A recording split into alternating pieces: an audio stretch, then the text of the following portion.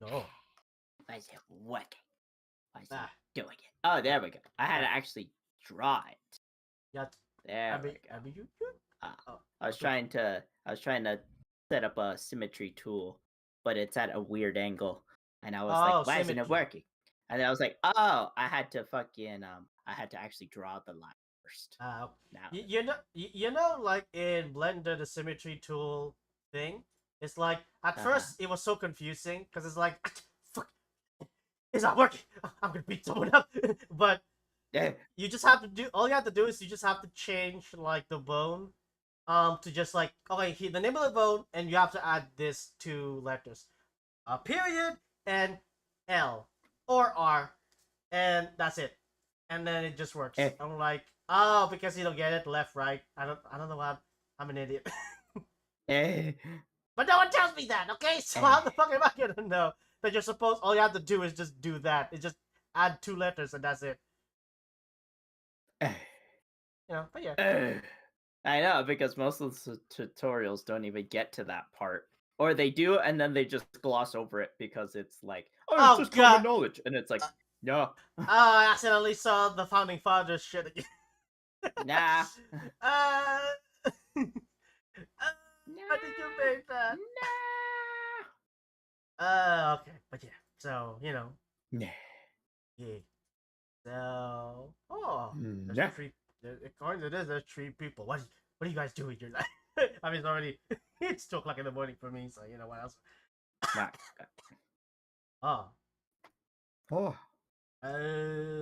Let's see. You know what? Let's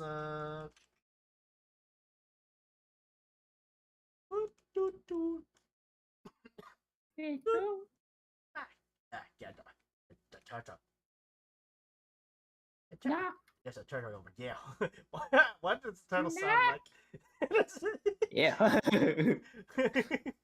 Well, how is it looking at me? Like, what is it doing? It's like, my God, there's a turtle over there. No, it's not a fat snake. It's a fat snake with a cardboard box on its back. Perfect. Also, remember that fucking speaking of, like, you know, it's over there. Remember that fucking Battle Realms walkthrough that I played in the background? Oh yeah. Remember that the ninja just was like, where he like vanishes just to reappear like 5 feet away behind him. Like, you never saw that coming, did you? And it's like, why did he do that? He could have just left. He could have done anything else. Yeah, like, I'm always here. Like, I think it would have made sense if he left and then his disembodied voice is what you hear, but instead he just showed up right over like, there. As the guy leaves, it shows like, oh, he was behind him the whole time type deal and all that stuff. But instead, it was like he vanishes and then reappears like right behind him, and the guy's like, "My God, where did you go?" And it's like he's right there. Hello. Yes. Why? And it was done in like the most serious way. Yes, that's I think that's what makes it funny, is because they're taking everything so seriously. Yes. Yeah. Okay. So, anyways, hey, come on! Someone made a video about me. My God. Look at this shit. Wait. Hello, viewers. Back on another video today, talking about what Mimi says in Mimi Sentry, but shift-pitched BMO's voice by 1 by the channel 8 feet. The video about 8 feet is somewhat known by the TF2 community. They've gone too far. His Mimi Sentry videos. Oh my God. His channel how's does it have feel a that variety this is of what you're other known for content, now? such as reactions, animations, art, and streaming. Remember that one time I said, it's like, yes, finally it got, you know, the curse has been lifted. It's like, you know, like, finally, like, Amazing Demoman is not my most top video anymore. And then I realized it's still TF2 related. Nah, it's still TF2. Yeah. His art and animations are great, although some of his other art and animations are for an older audience. Yes. But overall, it's great. Now on to what Mimi says in Mimi Sentry, but shift-pitched BMO's voice by 1. There have been many comments about what Mimi said in the video. This is because it was hard to understand what she said since her What? voice was AI generated and that the voice was pitched by one, as said in the What? title. Take a look. Oh look, it's my Hey, live look, there's stream. more happening. Wait, what did you say? Look, there's more happening. Yeah, I know, right? And that the voice was Did pitched nobody by one, notice him? as said in No, the title. no one Take a noticed. look. Here.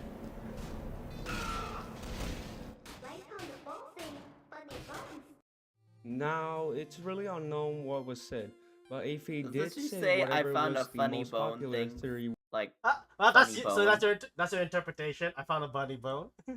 yeah, like I found a funny bone thing. Ah, funny I'm bone adding or it to the list. There's so many there's so many comments on what everyone thought she said. So, anyways, let's see what this video claims. Did What evidence say do they whatever have? was the most popular theory would be the canon one. Now, Oh, it's wait, really unknown what was said, but Afi did say whatever was the most popular theory would be the canon one. Now, during the latest What? live stream, What? I like how you fucking were just like, instead of clarifying what she says, you're like, whatever's the popular choice is what she said, guys. Oh, get going. Like, it's like, I mean, you just encourage them to fucking just like. hey, listen. There's a lot of comments, so it's working. Come on, they're so desperate for content. Okay, listen, TF2 hasn't had an update for how long now? Let them have this. Anyways. But what about the sex update that just happened? Shut the fuck up. Yeah. this channel, I asked a question, and here's what I got. My God, comments my live streams. My God. Sounds like he normally does. I don't know if it's It's not that much it's just different. me. I mean, I can't tell the difference. But well, it was a great set, but clearly the Oh God, help! I'm broken. I'm broken. Help me. I'm gonna have to. There. Help. What's happening? Oh, that's why. Okay, the camera was down. Okay. Anyways, so once you come back, can you answer this? What does Mimi say in? Okay, I'll be honest. I kind of forgot what the. I've read so many comments that I kind of forgot. What? I'm just answering his question. I like how you worked on it. You know what she says, and then you're just like, I forgot. I don't know, and then you just moved on. Oh, anyways, what he said. Wait, let me think. I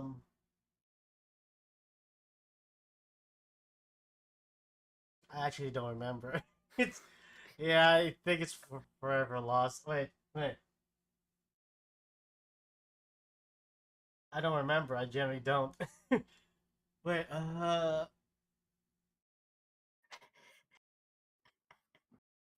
what did Bimbo say? I mean, what did Mimi say? I mean, there's. Oh wait, I deleted. Yeah, so I guess it's forever lost. So I guess whatever is the popular one will be the canon one.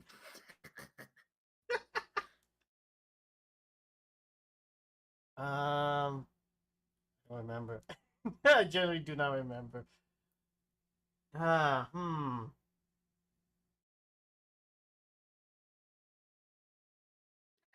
like how you just included all this. Wait. I like how you just watching cow chop in the background. Yes. I'll be honest. This might be wrong because I've read so many comments that they're starting to blend together. But I think my best guess would be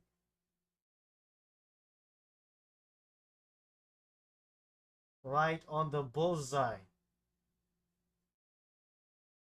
Mac, yeah. Ah. I don't remember what comes after that though. So, well, actually, why am I guessing if I can just watch my own animation? Then just try and piece together what was said.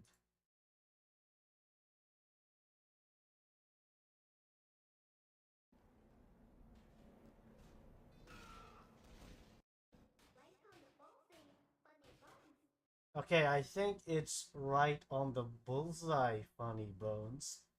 I Ah. think. Oh. Yeah, I don't remember. That's my best. That's the, I guess, the best official guess. Because I deleted the file because I didn't need it anymore. I deleted the file, so I don't have it anymore. So yeah, that's all we're getting. That's all you're getting from me.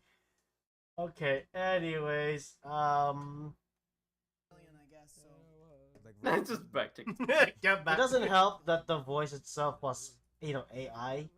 So I don't really know. This old man's gonna shoot.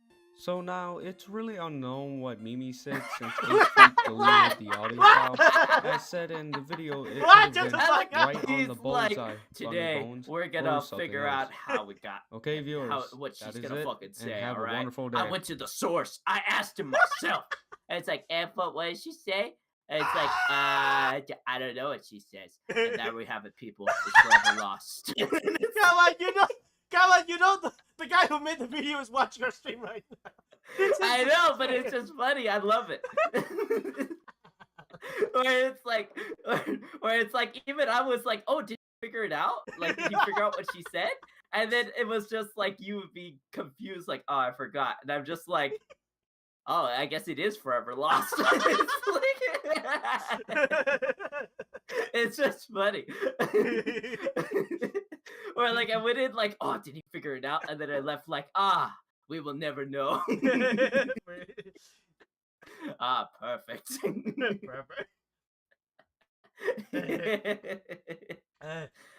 Good job though. Good job on the video. Keep making videos. Yes. That was pretty funny. I liked it. Yeah, there you go, bruh. Happy laughing face. Yeah, there you go. Yeah, there we go. Yeah. So anyway, hey, look, it's that voice, the ooh woo, I see your No. bulgy voice thing, Nah. but it's in Gmod version now. So let's see. Oh god. This sucks! What in God's name are you doing? Back off, you crazy bitch! Please give me huggy wuggies. Ooh woo. What the fuck are you saying? Pounces on you. Yeah. No. Var. X3. What's this? Oh, whoa. Notices your bulge.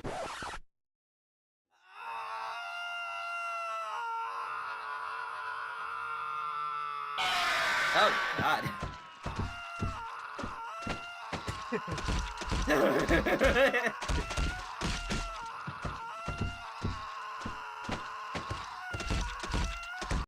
Oh god.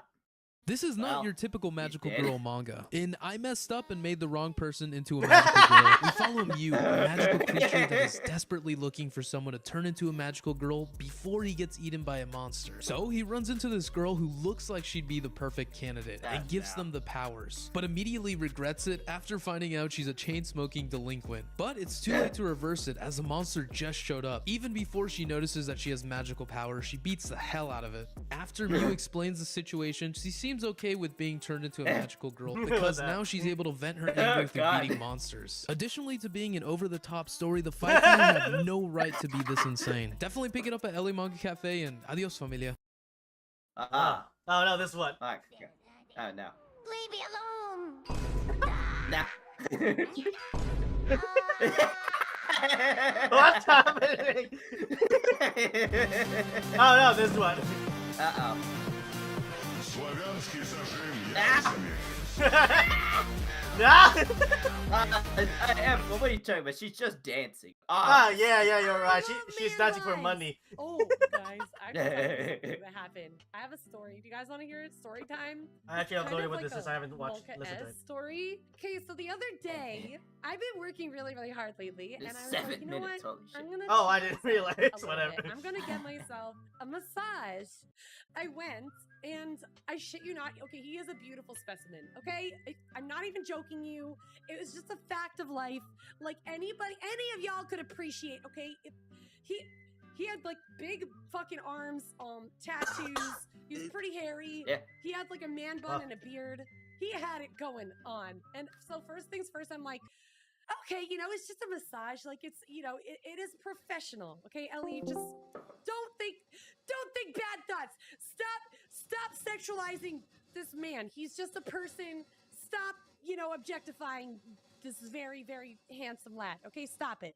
So I was like, the first thing I did, I'm like, take a deep breath, and I'm like, okay, it's fine. I'm just getting a tattoo, not a tattoo.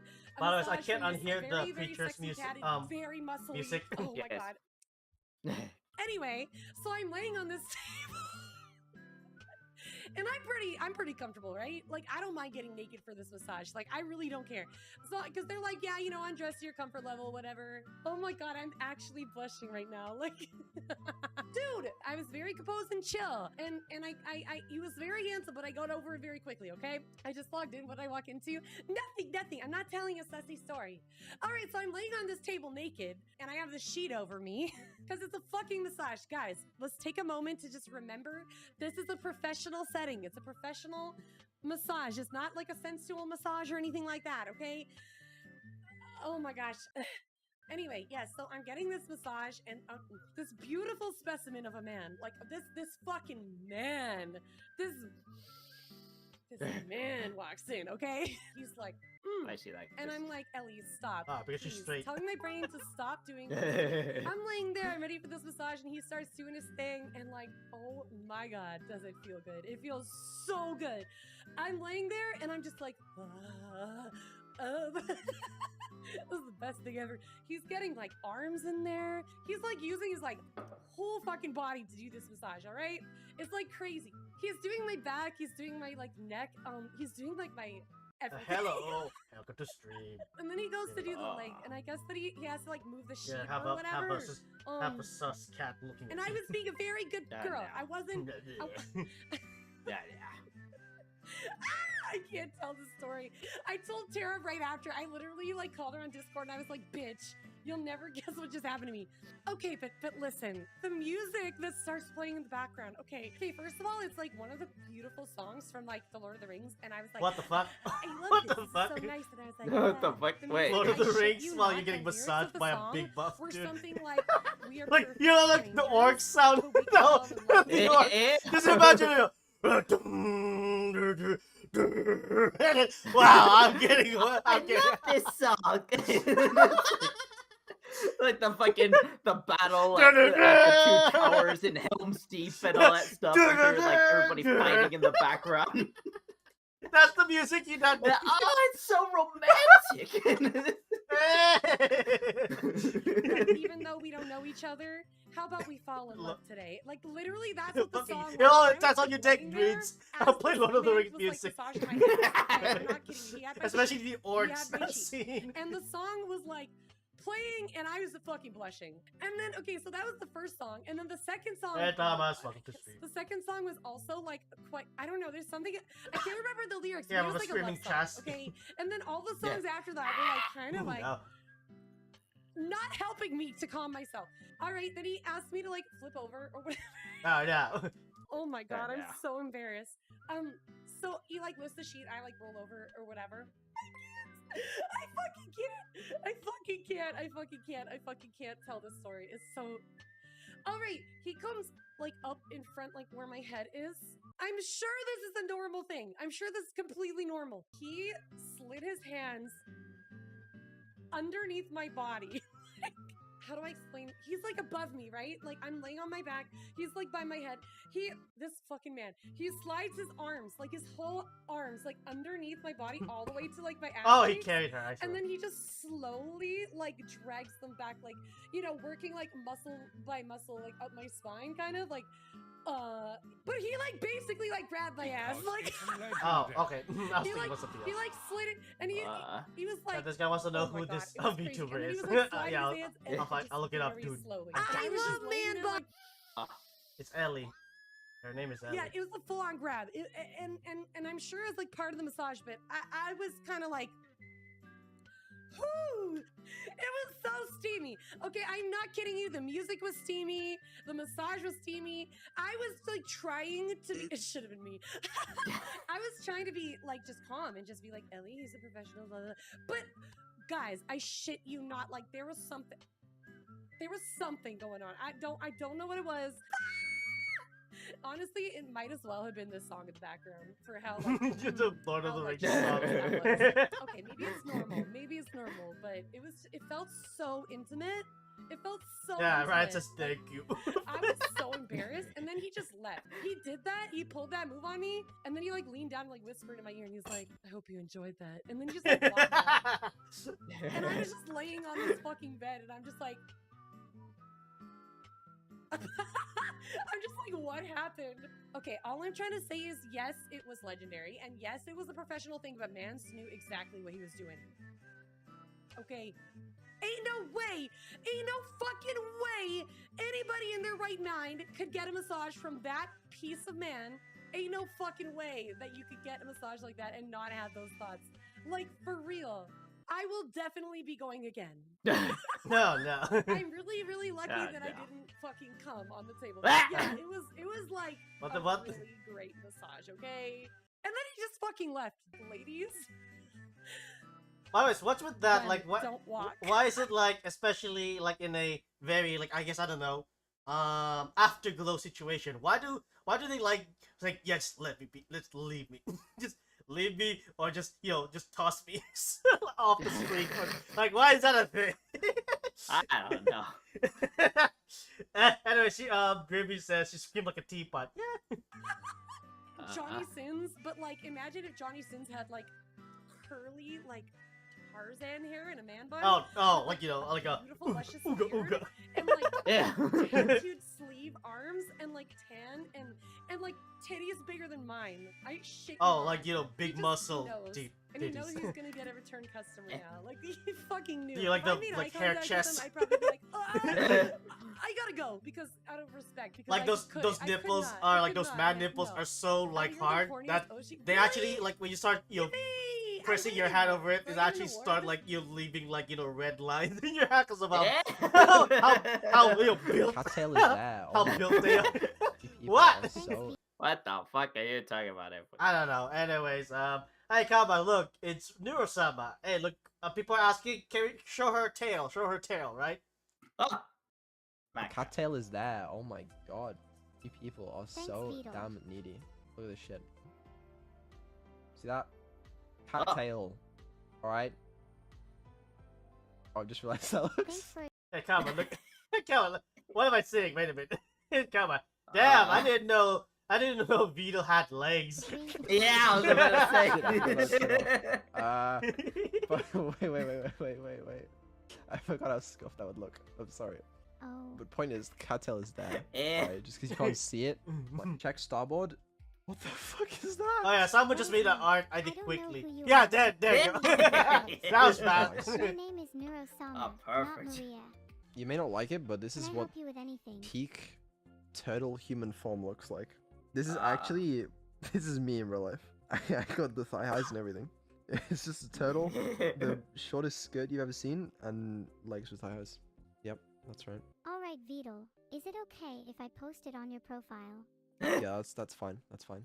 Oh, That she actually picture does. looks amazing. If you ever see me at convention, you'll be able to recognize me by, because I mean, I'll be pretty. I'll stand out. Let's put it that way. Put it on Twitter. This is someone else's art, okay? And that's what it is. It's art. And you want me to steal it and post it on my own Twitter? No, I would never do that to the poor artist Banjo Fries. That is You would never. unethical. Unethical. Oh. Unethical. Get out.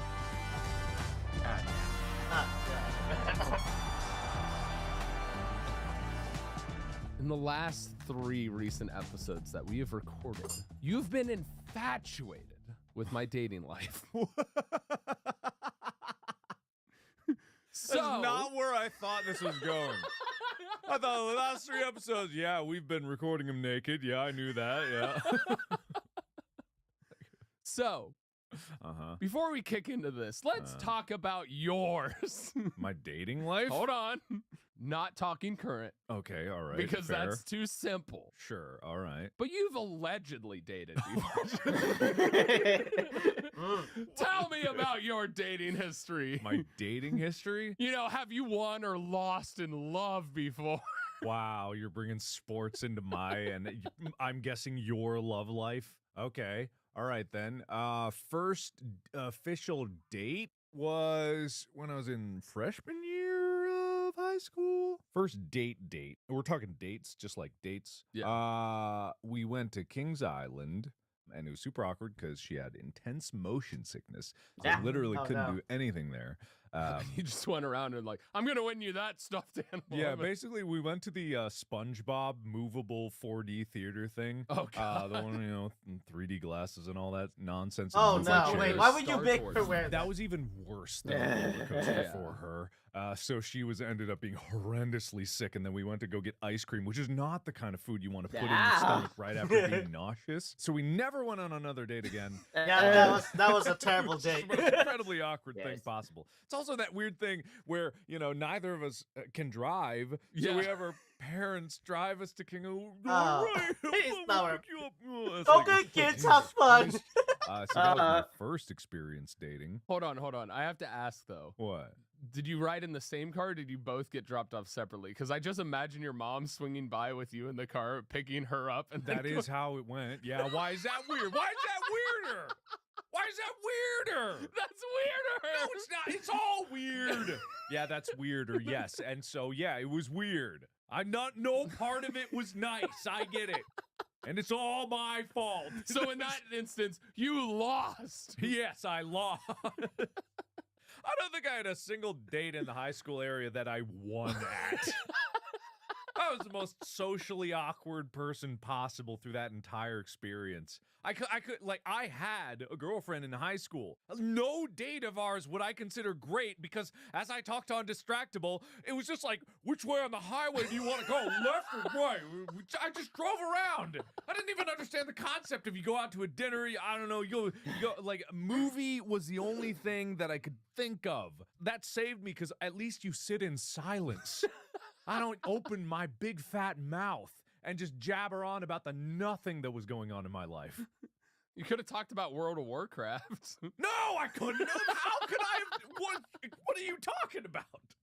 Well, actually, at least I would have had something to talk about as opposed to the absolute like my entire existence at that point.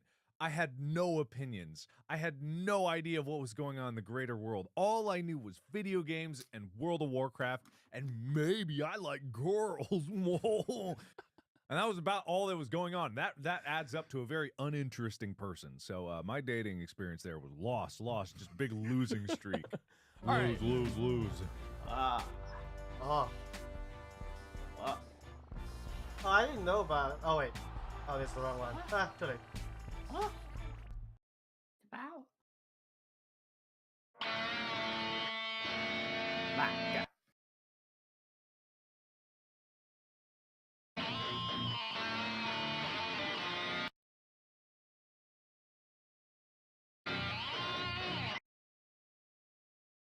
Bye.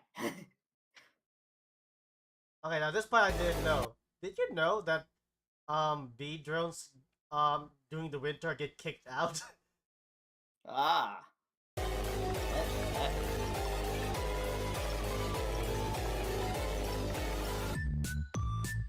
That's fucked up.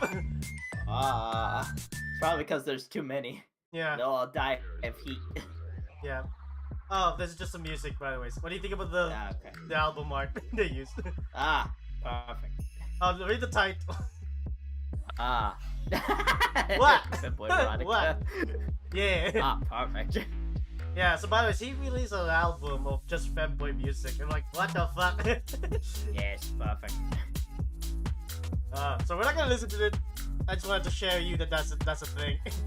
If you want to look up his music, his name's Mox. You know, the guy who made those, like, you know, the Roman, like the Fall of Rome. The Fall of Rome, and then it just cuts to the femboys everywhere. Yeah, pretty much. Anyways, God, look at this. Look at this Reggie. Just go. Puff. Oh snap! You better hold me like a gun. So small.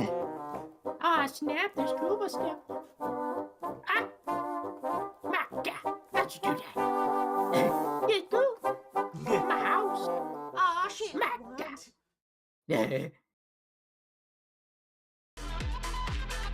My My God, look at this guy. Ah, Damn, look at the technology, mate. it looks really good.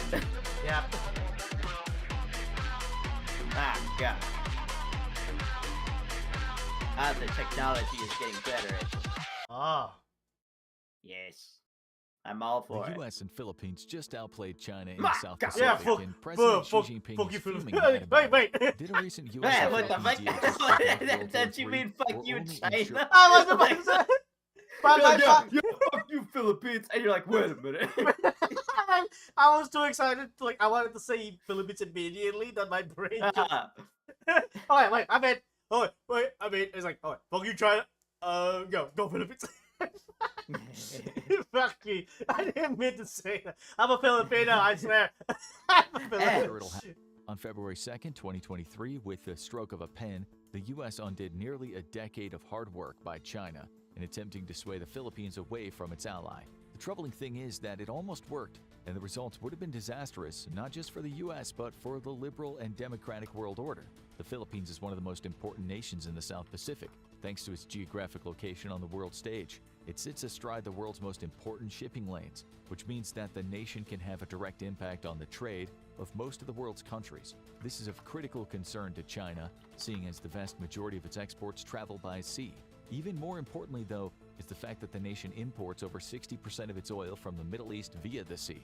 This is why China has worked so hard to modernize its navy, and now has the world's largest navy. But that's not telling the full story, because pound for pound, China's navy still doesn't come close to matching the might of the United States' own navy. In battle force missiles alone, or the number of missiles for anti-ship, surface attack, and air defense, the U.S. still leads by nearly 50%, though China is working to close the gap. China's no pushover, though, and its new Type 055 destroyers are the most modern in the world, prompting the U.S. to hurry its own new destroyer design into construction. Most important to China is its new aircraft carriers under construction. Its Fujian Type 003 carrier is undergoing sea trials at the moment. It's funny and to a second think that carrier China, you know how Russia technically has an aircraft carrier before China, right? Uh-huh. And eventually, when the Soviet Union collapsed, China got one of their aircraft carriers, and Russia obviously inherited, because they used to be Soviet Union. What's funny about it is it's just, it's the same exact aircraft carrier, and when you look at it, the one that was, I don't know, on fire in Ukraine, and currently the one in China. What's funny about it is the Russians had neglected theirs so bad. Meanwhile, the Chinese actually did a good job. So it's not.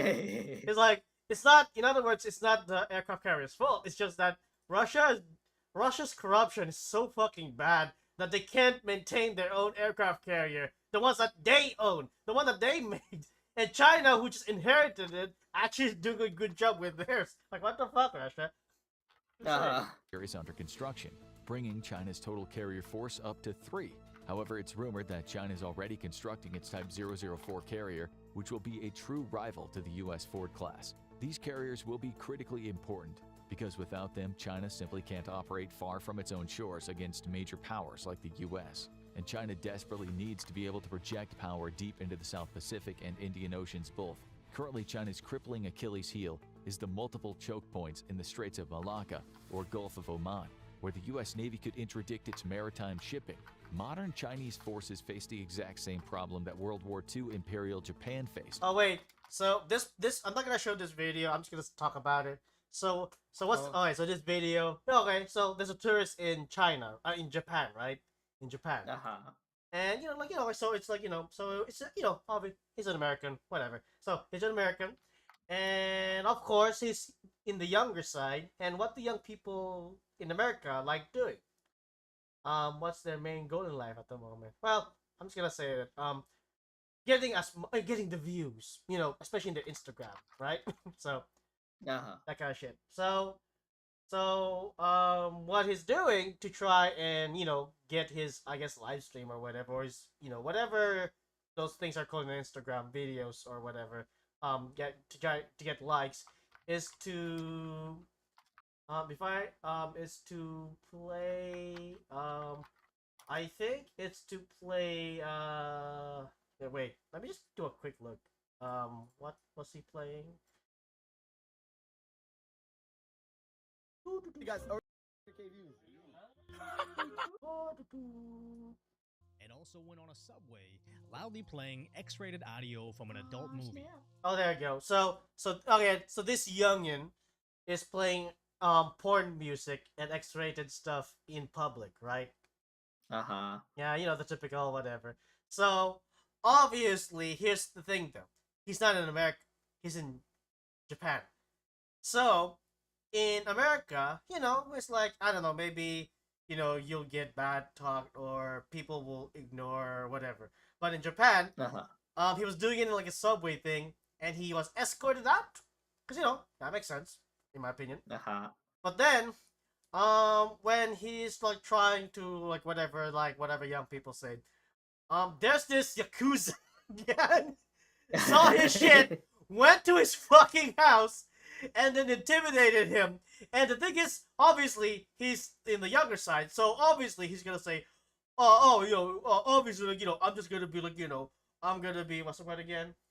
I don't know, like, I'm gonna be your typical, you know, like, youngin who, you know, scare these people off.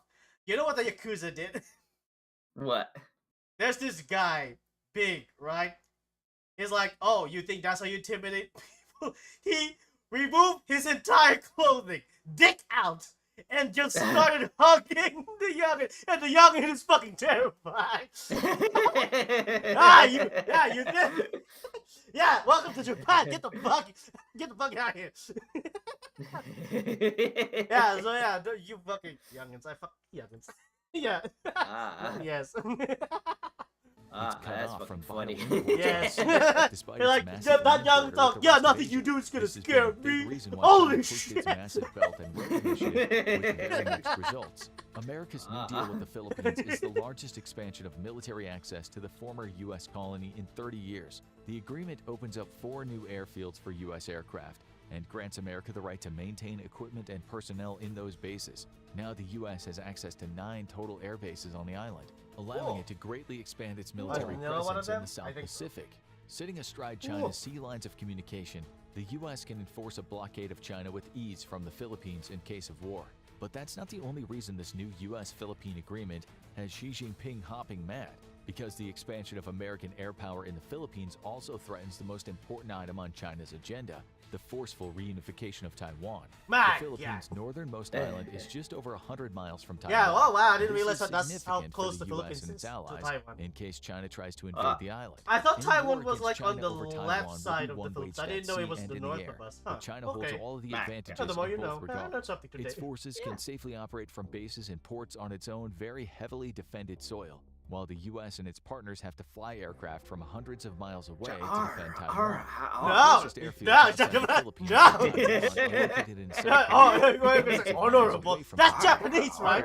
That's Japanese. Didn't say honorable. There you go. But I know it's U.S. carriers I'm will Asian. force to stay That's it. I'm significantly Asian. far away from Taiwan in case of war due to the threat of Chinese anti-ship ballistic missiles, of which China has hundreds, and aircraft flying from Japan or Guam would take as much as half a day just to arrive on station. This is a huge logistical challenge for U.S. forces in the region, as it limits how fast they can respond to a conflict, how long they can be engaged in combat operations, and how fast sorties can be generated. When you consider that U.S. stealth aircraft can only carry 4 long-range air-to-air missiles each, it only further complicates the air defense of Taiwan. But airfields in the Philippines are much closer to Taiwan and would allow the U.S. to more rapidly generate sorties to defend the island. This makes U.S. defense much more credible and helps let me deter pause this for a Chinese. second. Hey, come on. Look at this. Look at this model that I worked on. In Blender. Wait, how do I? Here it is. You already know what it is. It's the dark skin one. But look at this one, okay? So it's obviously this is the dark skin, right? You see it? So look how good this model is, right? So you know how she looks like a 2D character, right? But yeah, it's 3D. It's fucking 3D. If I go in here, it's so it's really good. Like I really like the 3D model. Like it did a really good job, pretty much. And look at this shit. Give me a second. I can't see anything. Yep. So look at all these options. You see this shit? Look at that. What is that? Uh-huh. That's like, oh wow, it already comes to like with all this shit. It's not just in here; it's actually here. So they laid out modeling, and I'm surprised. So yeah, it's really good. I just wanted to share that. Cause I just wanted to show like it is not 2D; it's 3D, but it looks 2D. Yeah. Yeah. Uh-huh. In other words, the it reason looks why I'm good. showing you that is because one day we can have characters that looks like that. Is what I'm saying. Yes. Yes, that's what I want. Ambitions to seize Taiwan by force. Ultimately, the best way to win a war is to never fight it at all. But access to 4 additional airfields in the Philippines are also important for another reason. It gives China more targets Also, that'll to be a shoot good at. model to Currently, have as a China base has enough ballistic for missiles in its future People's ones, Liberation too. Army rocket Yes. force to engage By the every way, single you know what US I've been vessel doing and recently saturate its air defenses. with With the 3D missiles model left stuff? over to Now here's the thing though. I actually started buying 3D models. Did you know that? I actually, God. what I'm doing is spend money. I am spending money. But what I'm doing is I'm actually spending money to find really high quality models. Then I go into them, and because I know how to use Blender now, I want to see how they made them. And I go in and I actually looked at like their shader node stuff, and I'm like, oh, so that's how they do it. And then I'm like, oh shit, there's a lot of shit going on here. Then I go to another one, and I'm like, oh wow, like so that's how they did it. So what I'm doing is I am buying this. I'm buying multiple. I'm buying at the moment. I think I only bought 2 models. Oh no, technically, Franny is a model. So I technically bought 3 models so far, and I haven't really looked at Franny for a while. But there's 2 models that I bought. I go into it, and then I'm looking at I'm like, what's that word again? I'm like reverse engineering. I want to understand how they did it, and I'm like, yeah, like, and then what I plan on doing is because now that I have an actual a high quality model and it's already set up in a way where it's intended to be bought and to be modified by whoever bought it, which is that's why I bought it. So I'm reverse engineering it, and my goals is to pretty much take pieces of it. I'm gonna take maybe some shader nodes from one side, but I'm gonna take what other stuff they have from this other side, and I'm gonna try and combine it all together. So just that kind of shit, because I don't want to just just build everything from the very bottom, because it's like it's gonna be amateurish. I want to speed it up as quickly as possible, and technically, I can't use it because I bought it, so I am legally allowed to do that anyways. I'm supposed to modify it anyway, so so yeah. Buzz, you want some of them? Well, I don't even know what they are. Okay. But like if you're interested, just let me know. In the region. This will be catastrophic for American efforts to defend Taiwan. And in dozens of wargame scenarios when China struck first in a bolt-out-of-the-blue attack, it managed to destroy as much as 90% of the US's air power in the region while it was still on the ground. Runways can be quickly repaired, but aircraft are much harder and costlier to repair. The U.S. has deployed an array of missile defenses in its bases in the Pacific, but it's still woefully short of the number believed to be needed for even I like a what portion of this video says, Japan doesn't have time for unemployed behavior. assets to survive a surprise ballistic missile attack. Many American military leaders have been ringing the alarm bell for years, but America's Congress has been slow to act. This is where access to 4 additional airfields becomes so important. China now has to plan on saturating 4 additional airfields and has to deal with the logistical headache of trying to keep dozens of airfields knocked out of commission for the duration of the war against the U.S., an extremely implausible proposition. Each new airfield that the U.S. forces gain access to diminishes China's ability to keep U.S. air forces out of the fight. The American-Filipino Agreement is itself an expansion of a 2014 Enhanced Defense Cooperation Agreement. At the time, the future of the U.S.-Philippines relations were very uncertain. The Philippines was and still is a critical U.S. ally, and both sides have enjoyed a long defense relationship. But conflict quickly arose between President Rodrigo Duterte and President Barack Obama. The rift between the U.S. and the Philippines was caused by President Duterte's very violent persecution of a war on the nation's crime. Duterte, a populist authoritarian, came to power on a campaign promising to end violent and drug crime in the Philippines, Hey, and upon taking I'ma office, beat you up. empowered his police forces Take to do this. everything necessary to crack set down me on up. criminals. Oh. Very quickly, however, Duterte's Yeah, they killed a war lot on of crime people became there an during outright his slaughter, presidency. with thousands I of mean, drug yeah. dealers and I drug bet you if I was users still there killed in the at hands of Philippines, police. I would have Drug been users caught at were the even crossfire. murdered most in likely. vigilante-style Yeah. killings. Their bodies left out in the street with You a showed sign me around their videos of neck, just like people spelling walking out their around with like crime. M's. When President Yeah. Obama Stuff. called I out was just like, Duterte that's on just violent norm. abuses of his And it's war like, against ah. crime, Duterte responded by calling the American president a son of a bitch and telling him he could go to hell. Duterte threatened to break up the security partnership between the Philippines and the U.S., saying that rip he this would seek paper. out new relationships And he with tries to Russia rip it, and but it's China. laminated. For President Xi Yeah. Jinping, this was Christmas in July, and his diplomats immediately leapt at the opportunity to turn the Philippines from a potential adversary into an ally. However, the relationship between the two allies remained strong through Duterte's troubling presidency, and the new president, Bongbong Marcos, was quickly to repair the U.S.-Filipino My God, rift. the Marcos The are defense back. agreement Man, between that's the an two entire countries is not without lineage risk to the of Philippines, Marcos who as became it places them presidents. even further onto the crosshairs It's of like, long-range well, Chinese at least not ballistic missile Duterte, attack. I guess. But it comes with serious benefits as well. For starters, there's no better guarantee of national security than having U.S. troops stationed alongside your own troops. Second, Yeah. though, is the influx of You U.S. have spending some in of the the areas where best the U.S. forces military will now be units based, in the on top of world ongoing cash on flow your from island off-duty to airmen and protect you in soldiers. case The anything U.S. is also happens. investing So- $82 million directly into the construction of its bases in the Philippines. It's good. This is I want you to significant build for a the base local for me. economy, as My unlike God, China's you're Belt and hiring. Road Initiative, no, the U.S. it's is a bunch of hiring rich local shovels. companies rather Immediately, than like, simply you know, using its own. like, they Further, already the know U.S. they're has ready agreed to to give go. $100 million Nah. in military aid to the Filipino military. China's military expansion into the South China Sea is also a great incentive for the Philippines to seek expanded U.S. presence on their islands. Famously, China and the Philippines have been clashing over small islands and reefs in waters recognized Are we still fighting internationally over as those? belonging to the Philippines. fucking, In what's 1995, the name of those fucking China built a islands? small structure on Forget the name of Mischief the Reef, well Sparky inside Islands. the I'm still Philippines' fighting over territorial that. waters. Right. It promised it was only a shelter for fishermen. However, in the typical Chinese strategy of taking an inch a year, today the island is home to an entire Chinese military base, including air defense missile batteries and Sea Whiz gun emplacements. The reef even features a runway long enough for China's largest planes. This has been part of China's militarization of reefs across the region, as it used dredges to create artificial islands. An international ruling at The Hague ruled against China's claim of ownership to these waters and in favor of the Philippines, Vietnam, and other nations, to which China said, "Cool story, bro," and kept on building what are essentially unsinkable aircraft carriers. Now these military bases pose a significant threat to the U.S. and its partners in the region, and have been militarized to such a degree that the U.S. Navy would have to dedicate significant resources to their destruction before being able to engage in combat operations near Taiwan. In Reggie's response in to this boxes. new agreement between the U.S. and You open Philippines, it up and they start Chinese building a Foreign Ministry civilization. spokesman Mao Ma, Ning yeah. stated that the deal would escalate tensions and endanger peace and stability in the region. In an attempt to counter the deal, China spent considerable effort swaying the Filipino public against the U.S., and the announcement was not greeted without criticism.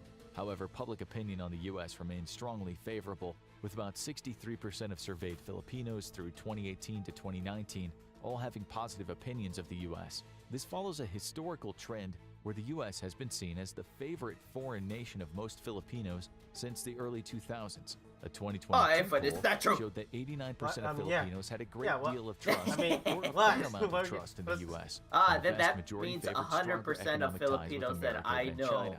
This is in comparison with Filipino views on China, think the which United are States is overwhelmingly great. negative. I mean, fuck. all In the same Filipinos in 2022 America poll, only are 5% of are those positive. surveyed Like, why do you think But they're in yeah. America? trust in Why do you China. think they're in America? 28% had a fair amount of trust. Obviously, 67% had no fucking trust go to at all or very Chinatown. little trust Obvious. in China. I mean, This there are put China Filipinos in behind China. even Russia, despite the war in Ukraine. No, I'm saying The time of Chinatown. Duterte's cozying Oh, up China- with I go to is now Chinatown. over, and the U.S.-Philippine relationship has been righted. This is you also bad go to news for Koreatown, China, too. which has I seen also go to half a Koreatown. decade of influence operations go I go up, to anything Asian, similar to okay? its efforts to Yes. sway Australia Anywhere away with from the rice. US. What's Yes, bad for anything with China rice, is I'll be. good for the world, though, Oh, as you the know, Chinese you know. invasion of Taiwan I would be pledge my allegiance disastrous to for the this one. current world We order. have rice. In a century listen. increasingly defined by the struggle of authoritarianism versus democracy, China's destruction of Taiwan would be a significant low point in world affairs. But the threat is far more practical as well, as Taiwan manufactures most of the world's most sensitive electronic components, and a Chinese monopoly on those devices that modern economies run on would mean the Chinese Communist Party would have direct leverage over every nation on the planet.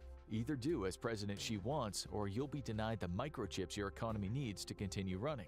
With a new Chinese-Russian partnership, which explicitly stated both nations' interest in pushing their What? version of authoritarian government on the world, Russia. the fate of Taiwan No, could end I up defining the get it now. entire course of the 21st Stop. century. Now, let's Stop. check out how the Ukraine war proves the U.S. is not ready for World War III. Or Now. Good morning. Yeah. My God. Ah, bro. My God. No. If you grew up playing online God, games in it's the Halo late 2000s, 2. especially on console, Read the title, by the way, if you're wondering why we're showing Halo.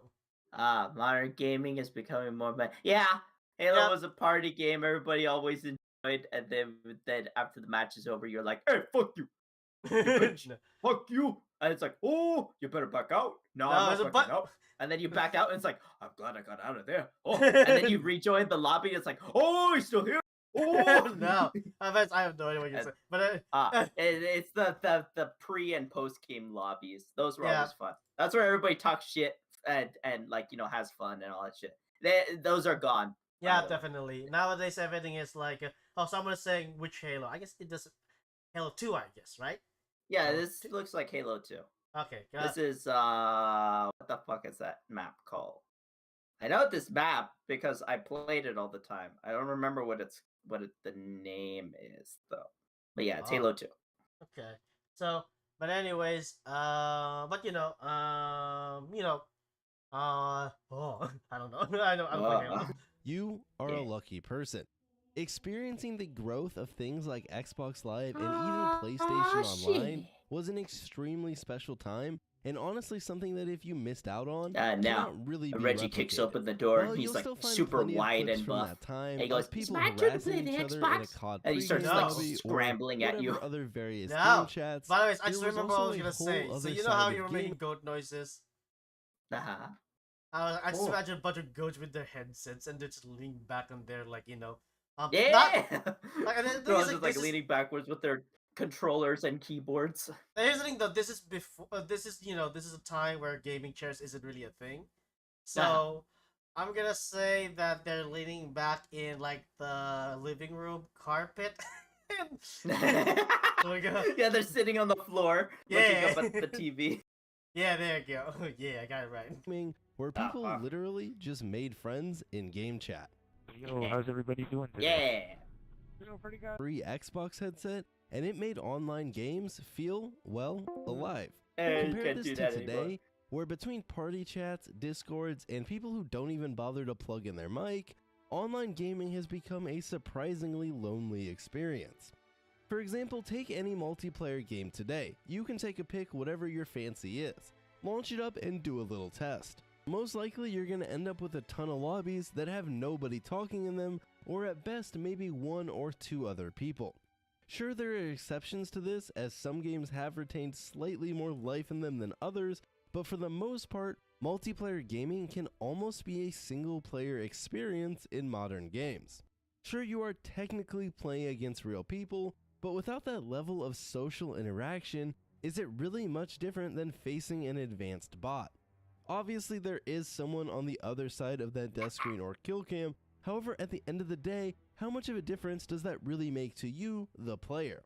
This gets even muddier, as some games will even Look fail at out Halo now. Look at this using Halo bots game, Kyle. I disguised just, as real why haven't you players. mentioned this? Now, don't get me wrong. Man, Halo there Infinite are sure is many, different. Many Wow, things it's that Halo have gotten Infinite? better Damn. about multiplayer gaming in I recent really years. like the But this is third-person purely talking perspective, about how though. it feels, as in many cases, I mean, online I gaming has hate become Destiny a much so more much. secluded experience. Yeah. While online gaming had existed for many years prior, the rise of Xbox Live is when it felt like multiplayer gaming was really starting to hit the mainstream instead of being more geared Yeah, toward look that at all this, like, hardcore it's just literally audience. just connecting. Xbox Why Live does was what's first with all made the crazy available on November menus? 15th That's of back when every 2002. menu But it had was to really be when Halo 2 cool. dropped in And have all this 2004 crazy that shit. seemed to take Xbox Live to that next Even when the level, game and crashes, it only has a grew cool bigger and more screen. Yeah, I also powerful as the remember. next Obviously, the game I'm about to mention is much older, but I remember the red alert to installer.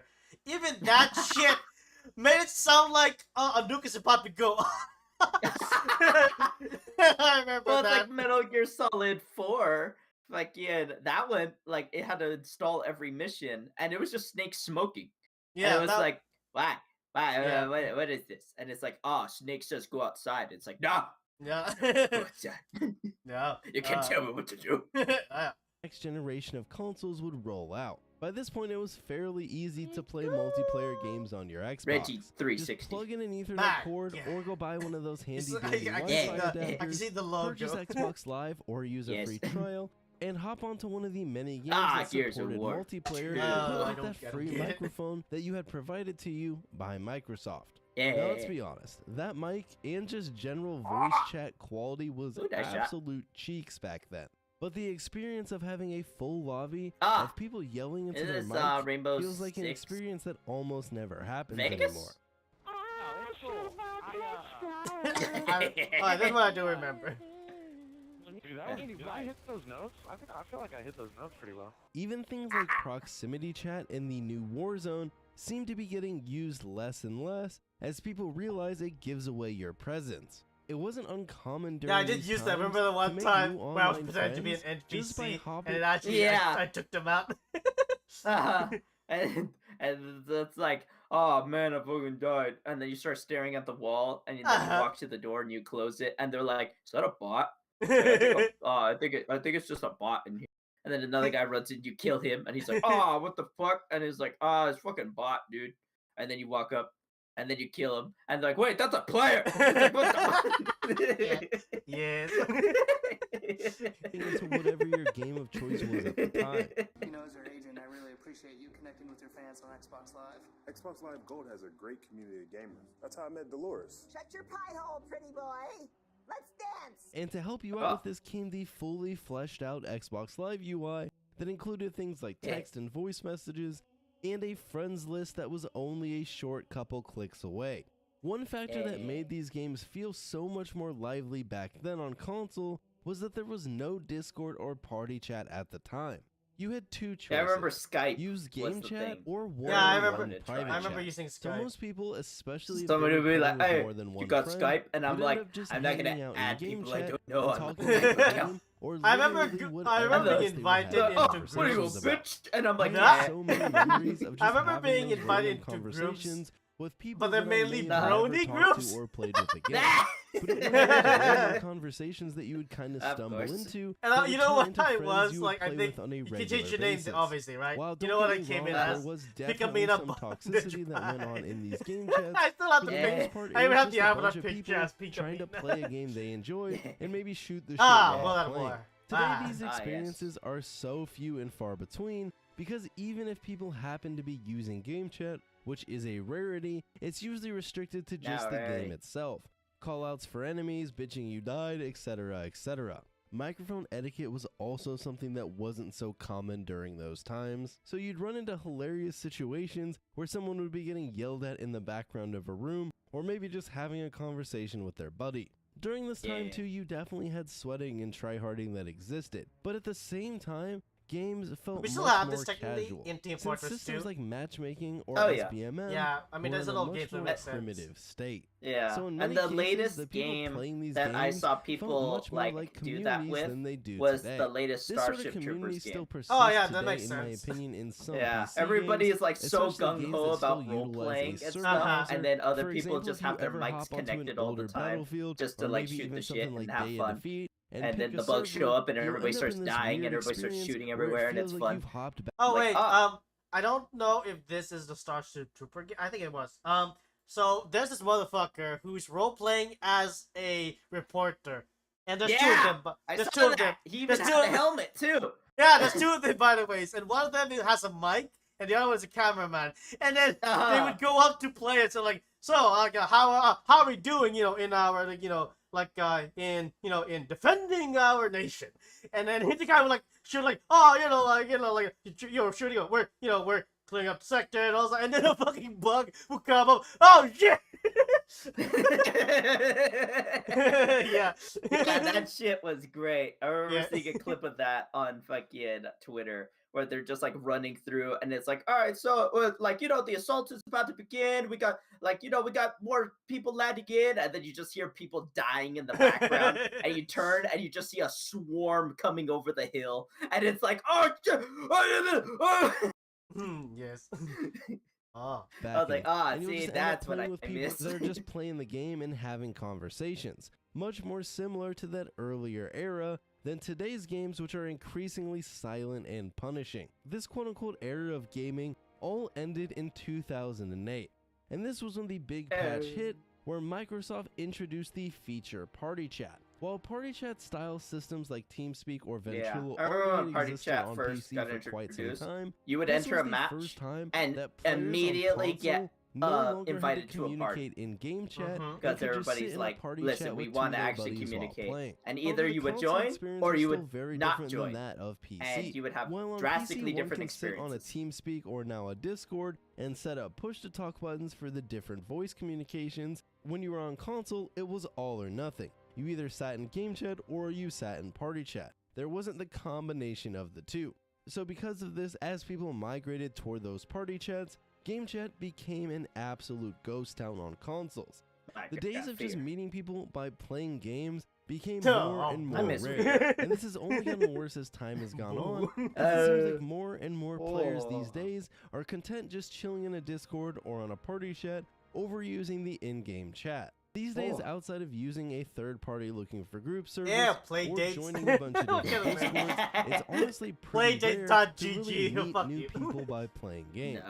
And while don't get me wrong, those services are very nice, nothing will ever beat those times of just launching up a game and chatting with a whole lobby of random people about literally Like, hey, anything while playing the game. Your team sucks? Okay, I was we like, got oh, paintball you or better, kitty you on better the get same out of team. here. This is not No. this is oil and water, bro. Oh Oil my and fucking God. water, dude. Oh, you love each other. I love him. Oh, do you? Yeah. But does he love you? Oh. Yes. Hey, paintballer, do you love Kitty? I don't know. That's fucked up. The feeling of camaraderie while playing games has also been hurt by the introduction of stricter and stricter skill-based matchmaking. Now, this isn't a video about skill-based matchmaking, and maybe I'll do a whole separate one, but skill-based matchmaking definitely has its pros and its cons. Look, he's even using the iconic is that it's gonna Halo make every AK. game you play I know that feel bitch. fairly quote-unquote sweaty. I never played regardless Halo. of your I skill remember level. one time I This is played due to the Halo. fact that it's I trying moved to forward. match Now up like with this game people is dead. that are of equivalent skill to you. And No, then no, it died no. when Always Halo going to be Infinite came challenged. out. No, wait. I hold up an Xbox 360 controller. I move forward, and I said, "This franchise is dead." And I do it in advance. At a detriment to He that did it whole in feeling Halo of 3, someone by the just way. chilling That in was the hard arguably lobby one of the and best shooting Halo shit while maybe trying to get your KD up.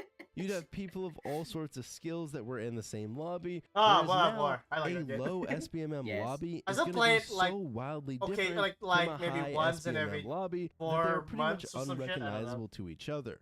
When you think about it, even something as simple as sending and accepting invites to and from random or more distant players was a much more common trend back in the day. Today, where most players are very unlikely to accept invites from people they don't recognize, accepting an invite to a Halo 3 lobby or even a COD lobby was almost common practice during these older times. You just accept the invite and see what was there. Maybe it was a fun customs lobby, or maybe it was people just playing My God, he pubs. betrayed But his regardless, you just That's roll bad. the dice Yeah. and see what you were going to get yourself. When he Oh, dies, yeah, he's gonna have to The act of take getting didn't they messages remove was friendly also fire? a much different experience. Didn't they remove Yes. friendly If you were fire? around, Yeah. you'll remember M2AF, It's so fucking stupid. They which was removed friendly literally fire a from message you would grenades, send to bullets, your but you can still entire run friends people list, over or, and kill them. message to So all why friends. did why? Maybe it was why? because you changed Fuck. your gamer tag, or you were hosting tryouts fuck for your you. clan, or maybe Fuck you were just you, going on 343. Your vacation game for a couple sucks. weeks and wanted to let everyone on your friends list know.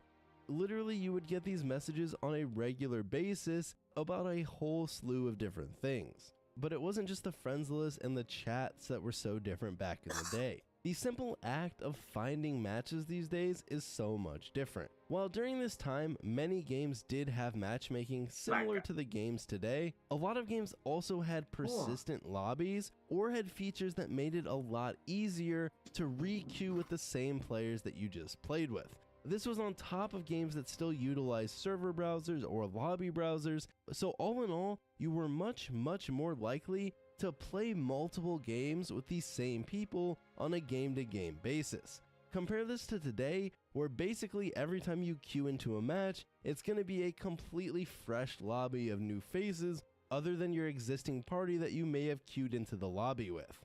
Very few new games today maintain lobbies between games anymore, or use things like a server browser outside of some exceptions like the server browser in Halo. So this means you're no longer playing multiple games with the same people. I stopped So playing in the this past, game, while by the you way. might chill in the same COD lobby for hours as people came and went, I still, and you'd I be still there play playing with Black and Ops 2 against the same sometimes, core and I group would of always people pull out my if they happen to fucking stay in that outpost lobby. cameras. Now that is your own party. Yes. It's going to be new people basically every Your single very game. particular And what this setup does that is it only gives you would ever even use. less of an Yes. incentive to Hi, bother are talking to you people in ever game going to chat make because games in not safe for reality work? they're all I'm going to be doing that gone right after now. that game anyways. Many games have made these what changes is it? for convenience.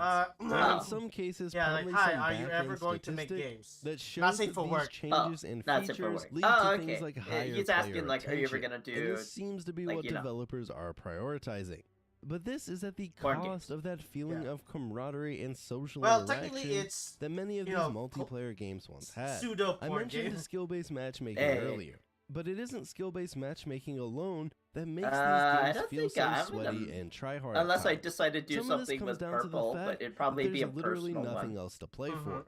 You aren't playing to make friends or hang out with people on a server for hours. Instead, you are just playing to improve your stats, grind through a battle pass, or whatever other challenges you might be trying Tired of to battle finish. passes. And it's that experience that's going to get increasingly I like the fact sweaty that Bob's as moving away players from are that. all off Thank in their goodness. own party Yes. chats or just playing by themselves. Unfortunately, there really seems like nothing will change this Yeah. trend of Destiny. online games getting increasingly lonely. It's Destiny. As companies Anyone Remember when you prioritize were like, things "Oh, money come on, and I'm whatever gonna other fucking- I'm analytics gonna lead give them Destiny to a make try." more money, that feeling of community I never in tried these it. games is getting lost. Yes. At the end I'm of the glad day, you we're didn't just try. another number God to damn, it's fill a up a waste of server time. to make sure the gears of these games keep turning and the microtransactions keep getting bought. Recently, we had a glimpse into the past of what that fun camaraderie could be, I and did that was with enjoy the proximity proximity in chat. Warzone He's about to 2. mention Yeah. proximity chat. I did enjoy that because it's like, you know, I recorded it. You know what happened. Yeah, exactly. Where it's like, you know, and that was always fun. Like, it's like, hey, we got, like, you know, proximity chat on, and then you leave your mic on, and then there's just a group This in like showed a some of the building fun somewhere, sides of the and interactions they're you can like, you know, have they're just when shooting you the shit have a and lot talking to of each other, people and then you using start like in-game laughing voice with them, chat. and then they get And all these quiet, used to like, be oh on shit. a regular basis. You'd have interactions I remember like this doing with your that to a teammates group or of guys enemies because I was in all by almost myself every in single DMZ. game. And Now, they're they all might like, not you know, be talking about like, yeah, exactly man, like I the got this, and Warzone it's like that, and interactions, it's like, yeah, because but I not need every this, game in the and blah, past had blah, blah. proximity Now, chat, and then I but things said like like, lobby oh, well, chat I need to pre- go and to the hell. post-game, I and need to having find a a lot more helicopter. You guys players know where a in the game helicopter chat is? itself And they were during like, the game led to a what the lot fuck? of the same It's style like, of who was that? interactions that you were And I'm seeing like, from these hello? proximity chats. But unfortunately, I was hiding in a these bush proximity outside. chat God damn it, seem to Caroline. be losing their I was just novelty fucking as with more them. and It was more funny. people are just turning it off. Guys, one After thing that, I ran as far as possible because they started throwing grenades everywhere. So. By the way, technically there is this one game where it did a really good job in combining proximity chat with being able to also talk to people from far, far away. No pixel. No GTA, no pixel. Ah, yeah, that's true. Yeah, like technically, you know, they even have the radio stuff, right? It's like, dude, oh, switch to 182. Got it. Yes. But it's like, oh man, I'm talking to this guy face to face, but really, in my pocket, the guys are fumbling about, dying in the hills somewhere, and I need to go over there. Yeah. In favor of just sitting in a party chat or a Discord with their friends or party members. In this video, I mostly focused on what you could kind of sum up as the standard AAA title multiplayer experience, especially when you're playing on console. However, Man, this this level of Battlefield game isolation could have is been spread great. almost Hey, look, industry-wide, Valorant. especially in AAA gaming. Even MMOs like World of Warcraft have gone Oh yeah, down even the route of even convenient and MMOs like quality of life they're like features focused, over they're like the steering social away interaction that from they the heavily leaned on in you the know past, which is why natural modern talking to WoW people. can Now it's almost very be viewed as a single modern player gaming. game until maybe the very end game when you might want to find a proper raid group. Yeah, I guess Besides like that, things like the the only dungeon time finder, the in raid my finder, and time the with group modern finder MMOs can get you by just is like fine world for any bosses and cases guild when wars. you do need another But player. that's only You because can I run put through food all these down and different everybody just says scenarios thank with you, and then they basically go back to little being interaction quiet. or none between the players that it's gonna throw you into a party with. Just queue up for a dungeon or a raid, run around and throw some abilities until you complete it, and then go on your separate way. Very pretty much. similar to what it feels like to play a game of Fortnite or Apex in the modern day. What kind of weapon is Queue into the that? There's game, so many run around, colors. pick up some You're like, loot, just and have a things gun that end the game, for and then once. go on your Just a separate normal way gun. and never see or talk to those players that you played with again. I don't really believe there is much we can even do at this point. Many of these same features that take away from the community aspect of online gaming are also convenient quality of life changes. Oh come on! so When you it make a would multiplayer basically game, be a I'm gonna regression in try and bring back technology if we were to go back on this some like of these natural aspects. However, we have seen in the room case chat of World thing, of or you gonna Warcraft, with go something modern like gaming? classic World of Warcraft, I'm that gonna there have is it so a huge it, market it's always for hot these more mic'd. heavily My God. social interaction and community-driven I think that would be So funny, online gaming where is it's still like, a oh great yeah, outlet like you for know, I'll many, mute and myself, while and things there's like no Discord option are to very do convenient, so. I do have fucked to up. sit sometimes and relish how online gaming So you felt have to talk to during each those other. lesser polished times. Yeah. Yeah. Is that a This is the joke? game. I haven't watched this by the way. I haven't watched it. I have zero idea. That's a lot of enemies. I wanted to get this game, but then I was like, I'll wait until they add more to it. And so, yeah, I'll just see where my future lies. I don't think I'm gonna play this game. But, yeah. It's a very specific crowd, and I'm not Yes. that crowd, you know. Like, I love Starship Troopers. But there is one. I grew up with. But there is one that I will play, which is Helldivers, which is technically the same Oh thing. yeah, I can't wait for Helldivers. That's Yeah, gonna be great. Yeah, again, the reason why I want to play that is because I want to be an NCO officer. I want to call in airstrikes and, you know, order shit. That's what I want to do. Yes. I'll just be the typical I mean, like- rifleman or something. I'm gonna be screaming your liberty and, you know, Yeah, democracy. democracy. I'm gonna be saying the entire, like, constitution. You just have it open next to you and you're just fucking reading the Yeah, I'm entire just reading it out loud. I'll have like the, you know, like, the Bill of Rights.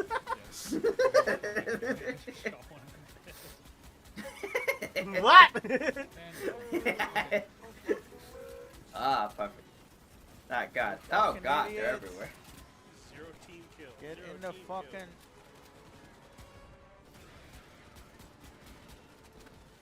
They only have like 1 minute 15 seconds. I don't think they're gonna Yes. make it. I think they're gonna die. That's okay. You're just killing everybody. Yeah, but they gotta hold them back. Yes. kill one, you save a bunch of other people's lives. Yeah. Oh yeah. Saving Oh other my people's God. lives. But we're all in here. There's two fuckers there. Outside. One more. Get in the back of the ship. Oh, God. The ship is destroyed. Can these ships just be destroyed? No. Man, you're holding 15 people hostage. Who is out there? You fucks, where are you? Okay, now I'm gonna 13, find where they are. 14 of 16 on board. Ah. 16 of 16 on board. My God, they made it. My God. My God. Damn. Victory! Yeah, the fucking font. Yeah, that's why it's from the movie, so.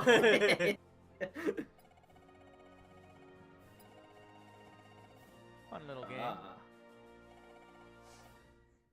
Yippee! Is that a mine? Yeah, unlock a mine.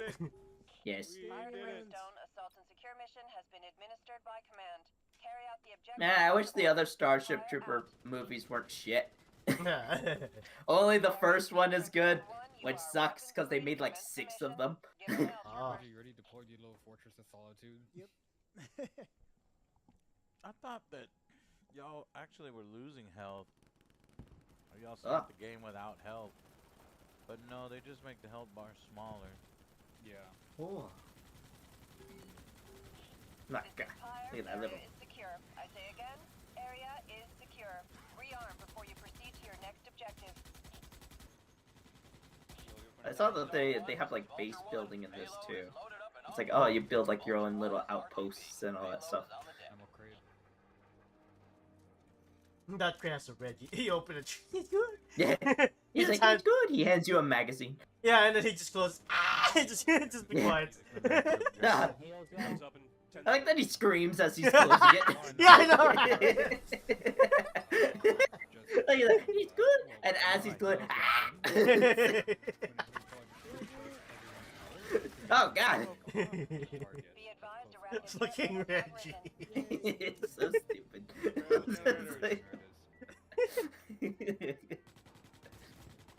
I can't wait to make a Reggie model at some point. Yes, Yeah, and then you could just have all these silly moments animated. There you go. No, wait, let me try. Let me mimic it. Let me actually mimic it. How does the drone yeah, work? Hit no. C? How does it work? When you hit C, it will res anyone that's nearby your vicinity. As soon as you press it, anyone within a, I would say 25 meter. Did it work? Did you hear me? No. Oh, let me try it. Oh. We are reading that the mobile headquarters is online and operating at full capacity. There you It go. cut off as you scream. There you go. Ultra One, I have a lock on your base location. Inbound with the payload. Clear the drop zone. Back up. Payload has been delivered. Brimstone 1 have the arc. Vulture 1 returning to base. Did you know that in Starship Troopers they use mini nukes very liberally? I mean, makes sense. They're in an alien planet. Yes. And the nukes are like the size of like a football. God damn it.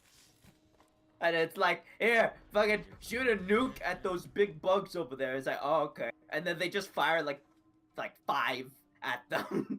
It's like, oh, perfect. Ah, my God, he's going up in this tower. Ah. Okay, I'm deconstruct one of It'd be cool if you could have the machine gun up tower. It'd be just like in the movie, and then you forget that you're up there, and then you die horribly. Oh. I broke one of the MGs. Okay, never mind. They just rebuilt it again. Okay, no. Replace all the bugs with goats. There we go. No. Miles, you can't kill them. Here they come. You don't like shoot them to just make them stop moving, and that's all you can do. You can't really kill them. Now I got the turret.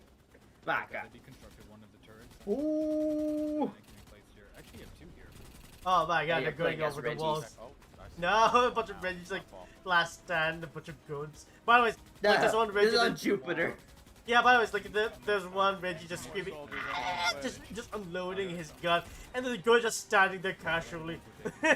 He's just standing, the bullets bouncing like all around him and all that Uh-huh. stuff bidding around him, and he's just standing there. And then when it stops, he goes, "Oh!" And he's again. Oh. How the rest are doing. Got stuff off to the southeast. He looks uninterested, by the way. His eyes is like, you know his eyes. The way he looks. Tiger. What do you mean? They always look this way. I know, right? Tiger down. My God. There we go. Oh, you failed. He just grabs the Reggie. It's Doing good. It's like, Mark, we lost the outpost on Jupiter's red spot. My God. Oh. My God, why did we even build it there? It's just an outpost like this, like floating in the storm for some reason, and they're just like firing at like out of all corners while the goats fly around them. No. Oh, that's right. Yeah, friendly fire.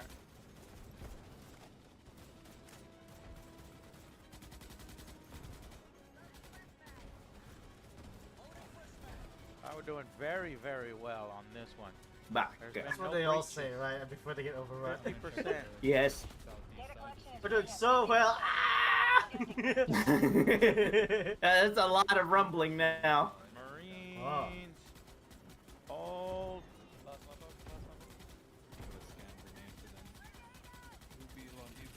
Aye, but are you ready to become a citizen? No, I mean I've already been. I've already am a citizen. Ah, what about a space one? Oh, here they come. Star citizen? I already am. Reloading. Ah! Oh, listen, I What was sent about to jail. Oh. I know I was there. I know, right? The Here worst I am in the experience. mine. Here I am in the mine, you know, just working my ass off, and then there you are, I see you like in the corner sucking dick or something. Nah! Why am I the one doing it? Who else would do it? And then we got purples my profile picture, you bitch. Hold, Marine. Like you want to get out and work, and that's what he's saying. And here I'm, you know, being like, you know, like, so like my arms are like, you know, well toned. And I'm like, you know, I have to, like, I pull out my shirt and then like it shows my, you know, hot fucking body. Yeah. And I whip my hair back in front. Yeah. What's the description? Tiger down.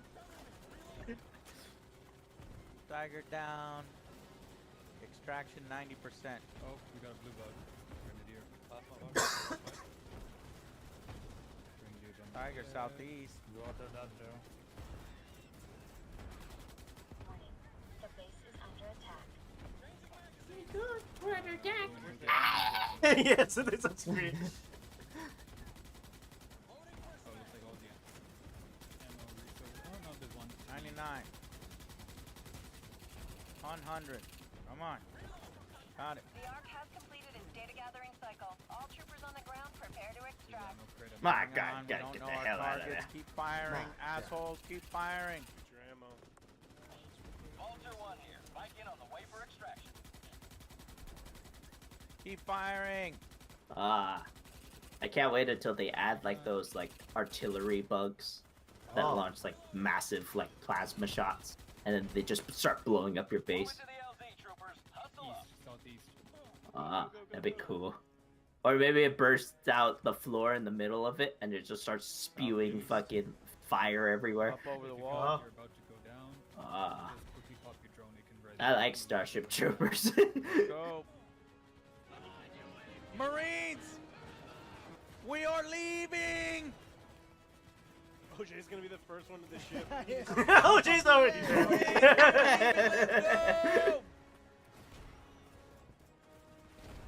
Move!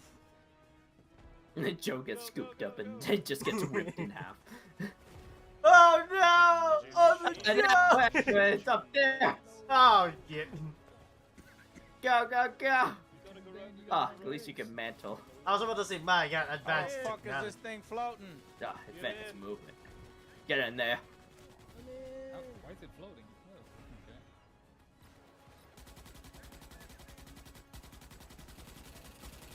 I'm holding the left. Oh, no, no. Oh, Ah, God. Oh, no. That guy's fucking dead. Oh, it's Zero, alive. get your ass in here. You guys wanna kill that guy? Cause I do. Get your ass in. I thought that was a bike wheel he's carrying. Like, where do you have Nah. a bike wheel up here? We're in Take space. care of it. It's a fucking chain gun. Listen, I you think can't, it is. listen, you can't unsee the bike wheel now. Ah, once you said that, I was like, ugh. Yeah, I see it. You got one asshole, two assholes. And you ruined it for Come on, me. Lee. Just imagine, you know, like, Come on, Lee. bike wheel troop. Like a Reggie wearing this uniform and he has a bike just Alright. like Yes. stuck to the side of his I'm fucking. giving the orders to execute any troopers who do not board in 5 seconds. Oh, sorry. What? They just immediately start killing each Execute other. any troopers who do not board in 5 seconds. Don't get into the back of the ship. Don't want to accidentally get. Okay. All right, Ah, extraction complete. Let's go. Wipe your damn feet off when stepping into my ship. God damn.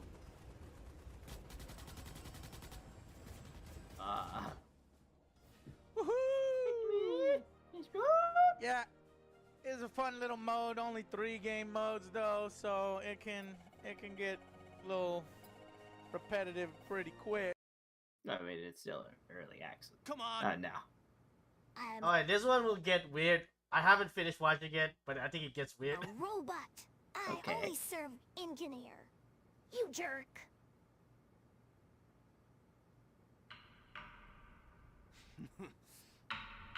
Come to daddy. Yeah. Oh.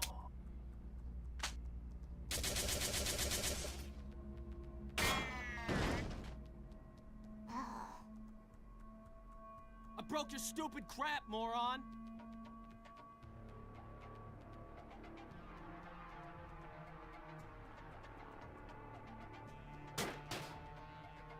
Oh, what, you gonna cry? You gonna cry now?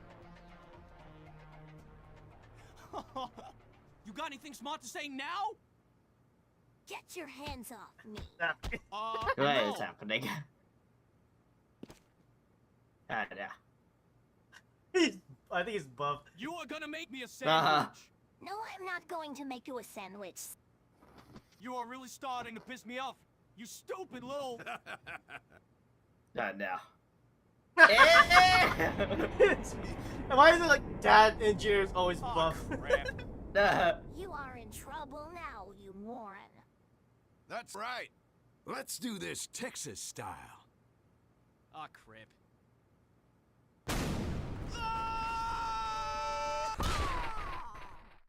Ah, remember that one animation? Which one? Oh, You got what you get rid of deserve. my daughter. Yeah, that You one, know I the remember one. that. I remember The that. G-Man one. Ain't that a cute little Yeah, man? he's terrible for my daughter. Get rid of my daughter. Get on my daughter now. It's like, yeah. Like, I'm Oh. back, baby. That guy used to. oh. There's been talk Oh. for months now of when the Ukrainian counteroffensive will start. Whether it's already begun, The Reggie where it'll offensive take has place, begun. what forces Nah, Ukraine will need to yeah. punch through the Russian defenses, See a whether bunch they of have shovels enough coming up tanks to and the ground. artillery to last for the What- entire what the offensive, fuck? and And whether then the when offensive the head will pokes out, ultimately be "Dude." successful. Ah, Part they of the just reason all there's just so much start rushing. speculation is because That's the towards Ukrainian wherever government they're and its going. military have taken extraordinary measures Ah. to keep their plans and their military disposition quiet, so as to not tip off the Russians as to their plans and avenues of attack. One of the problems with the impending offensive is the high expectation of success that many observers have. Last September's stunningly successful drives east of Kherson and south into Kharkiv took so much ground so quickly that many people expect the same lightning-fast results for the upcoming offensive. But this time, the Russians have been preparing their defenses for more than 6 months. They've brought you in know many Dragon more Tooth, troops right? and artillery and are supported by better What? trained and equipped Dragon support Tooth. forces. You know what that Some is? military analysts in No. the West doubt that Alright, so in World War II, to prevent tanks from going to point A to point B. Yeah. Okay, That- now that- obviously there's Russia. those- Yeah. What? So here's the thing. Obviously, Russia now is also using Dragon Tooth, right? Uh-huh. Here's the thing, though. I think it would have been a hassle to get through it. Yes, definitely, especially with that with that technology. But I think it's in this video where they just say the way how it's constructed, and it was like, what the fuck? That's what they think how it's made. What? No. And I'll just here, just watch. Like, I'm not, if it's not here, then I'll all their explain it occupied later. terrain. But if it is Uh-huh. here, then you know it'd be more But funny. those doubts have persisted Uh-huh. around Ukraine's mere ability to defend themselves against the Russian invasion since the opening stages of the invasion. 3 months into the war, historians Ilyana Fix and Michael Kimmage argued that a full-scale Ukrainian military defeat of Russia, including the retaking of Crimea, verges on fantasy. Thankfully, they and most other Western analysts were wrong about the will of the Ukrainian population to resist Russian occupation, and overlooked both the amount of support NATO and the US would provide, as well as overestimating the strength and coordination of the Russian invaders. But as Ukraine's counteroffensive begins to take shape, there are still quite a few questions that remain to be answered. The what- where's first, the goat? oddly enough, is whether the He's counteroffensive the one has that actually has begun. these documents. The three conditions for the counteroffensive to he throws begin. down the Russian on President the Vladimir table. Putin has Oh. no doubts. Like, He stated and publicly you on just June open, you 9th start that he reading it, but believed you're the outside of offensive the had packet is begun in fine. earnest. Other commentators pointed to June 4th And when you're as the done, date you when the zoom Ukrainian out. forces Oh, began just their takes it attacks out. in earnest. And which then gives you explains like a why gun, 2 and days then you later, leave. Russian forces blew up the Kakhovka Dam on the Dnipro River in order to widen the river downstream. That in turn would allow Russia to pull troops from that region and reinforce other areas where the attacks were more likely to occur. Many analysts had been watching for certain key requirements to determine whether Ukraine felt comfortable enough to launch their major counterattacks. Retired U.S. Lieutenant General Ben Hodges wrote in an article for the Center for European Policy Analysis, or CEPA, on June 11th, "When we see 2 or 3 Ukrainian brigades, around 500 to 750 armored vehicles, focused on a narrow front, it will be then possible can't to say believe that this. the I main already attack has finished drinking probably my started." decaf. And where it's Like, I don't happening. remember. Until then, I don't Hodges remember said, drinking what we're seeing are any initial probing at attacks all. by That Ukrainian was a long minimal time ago. forces. What, A few tanks here, a dozen or less IFVs like the okay. U.S. Bradley over there, rather than the full brunt of I'm a like, I want to major drink attack. something. And I The put it up. Ukrainian Oh, military God. commander-in-chief, General Valery Zaluzhny, has been hailed as a hero for coordinating the defense of Kyiv in the early days of the war. Since then, he's been tasked with coordinating all of Ukraine's military forces and is the man who will make the decision on when and where to commit Ukraine's strategic reserves for any successful attack. General Hodges, in his June 11th article, said there were likely 3 overall preconditions that would need to be met before Zaluzhny would give the green light. Has Ukraine gathered enough combat brigades, primarily armored brigades, with sufficient numbers of tanks and infantry fighting vehicles, supported by engineers, artillery, and air defense units, along with the extensive logistical support to keep them all functioning? Will these forces be able to punch through multiple lines of defense that Russia has built throughout eastern Ukraine? Will they have enough strength to achieve the majority of their goals against the occupying Russian forces? These goals will most likely include cutting off Russian connections to the Crimean Peninsula, while also securing significant cities such as Mariupol and Melitopol, while securing Zaporizhia nuclear power station, the largest nuclear station in all of Europe. Would the Russian defenses and logistics stockpiles have been sufficiently degraded? This would include attacking Russian rear areas where artillery and fuel have been stockpiled, while also attacking bridges and transportation nodes throughout the occupied portion of Ukraine. From such attacks, Ukraine would hope to confuse the Russian command and control structure about the direction and coordination of the Ukrainian offensive, while also degrading their ability to respond with adequate reinforcements and supplies. And lastly, would the ground be dry enough to support the movement of hundreds of heavy tracked armored vehicles, as well as their less mobile wheeled supply transports? While currently the ground is sufficiently dry and firm enough for cross-country travel, this has not been the case for most of the spring all the way through mid-May. Where will Ukraine strike? Retired U.S. Brigadier General Mark Kimmett, who's seen combat in Bosnia, Kosovo, and Iraq, spoke with the Wall Street Journal on May 23rd. He suggested that Ukraine had 4 likely avenues of attack. First, from the region of Kherson in the northwest corner of occupied territories due east to the Sea of Azov, cutting off the Crimean Peninsula. However, the recent destruction of the Novokakhovka Dam has made crossing that section of the Dnipro River south of Kherson much more difficult, at least for the time being. That leaves 3 other main axes of advance. His second choice was the western region of Zaporizhia Oblast, south toward the rail hub of Tokmak, and then further south to the port of Berdyansk on the Sea of Azov.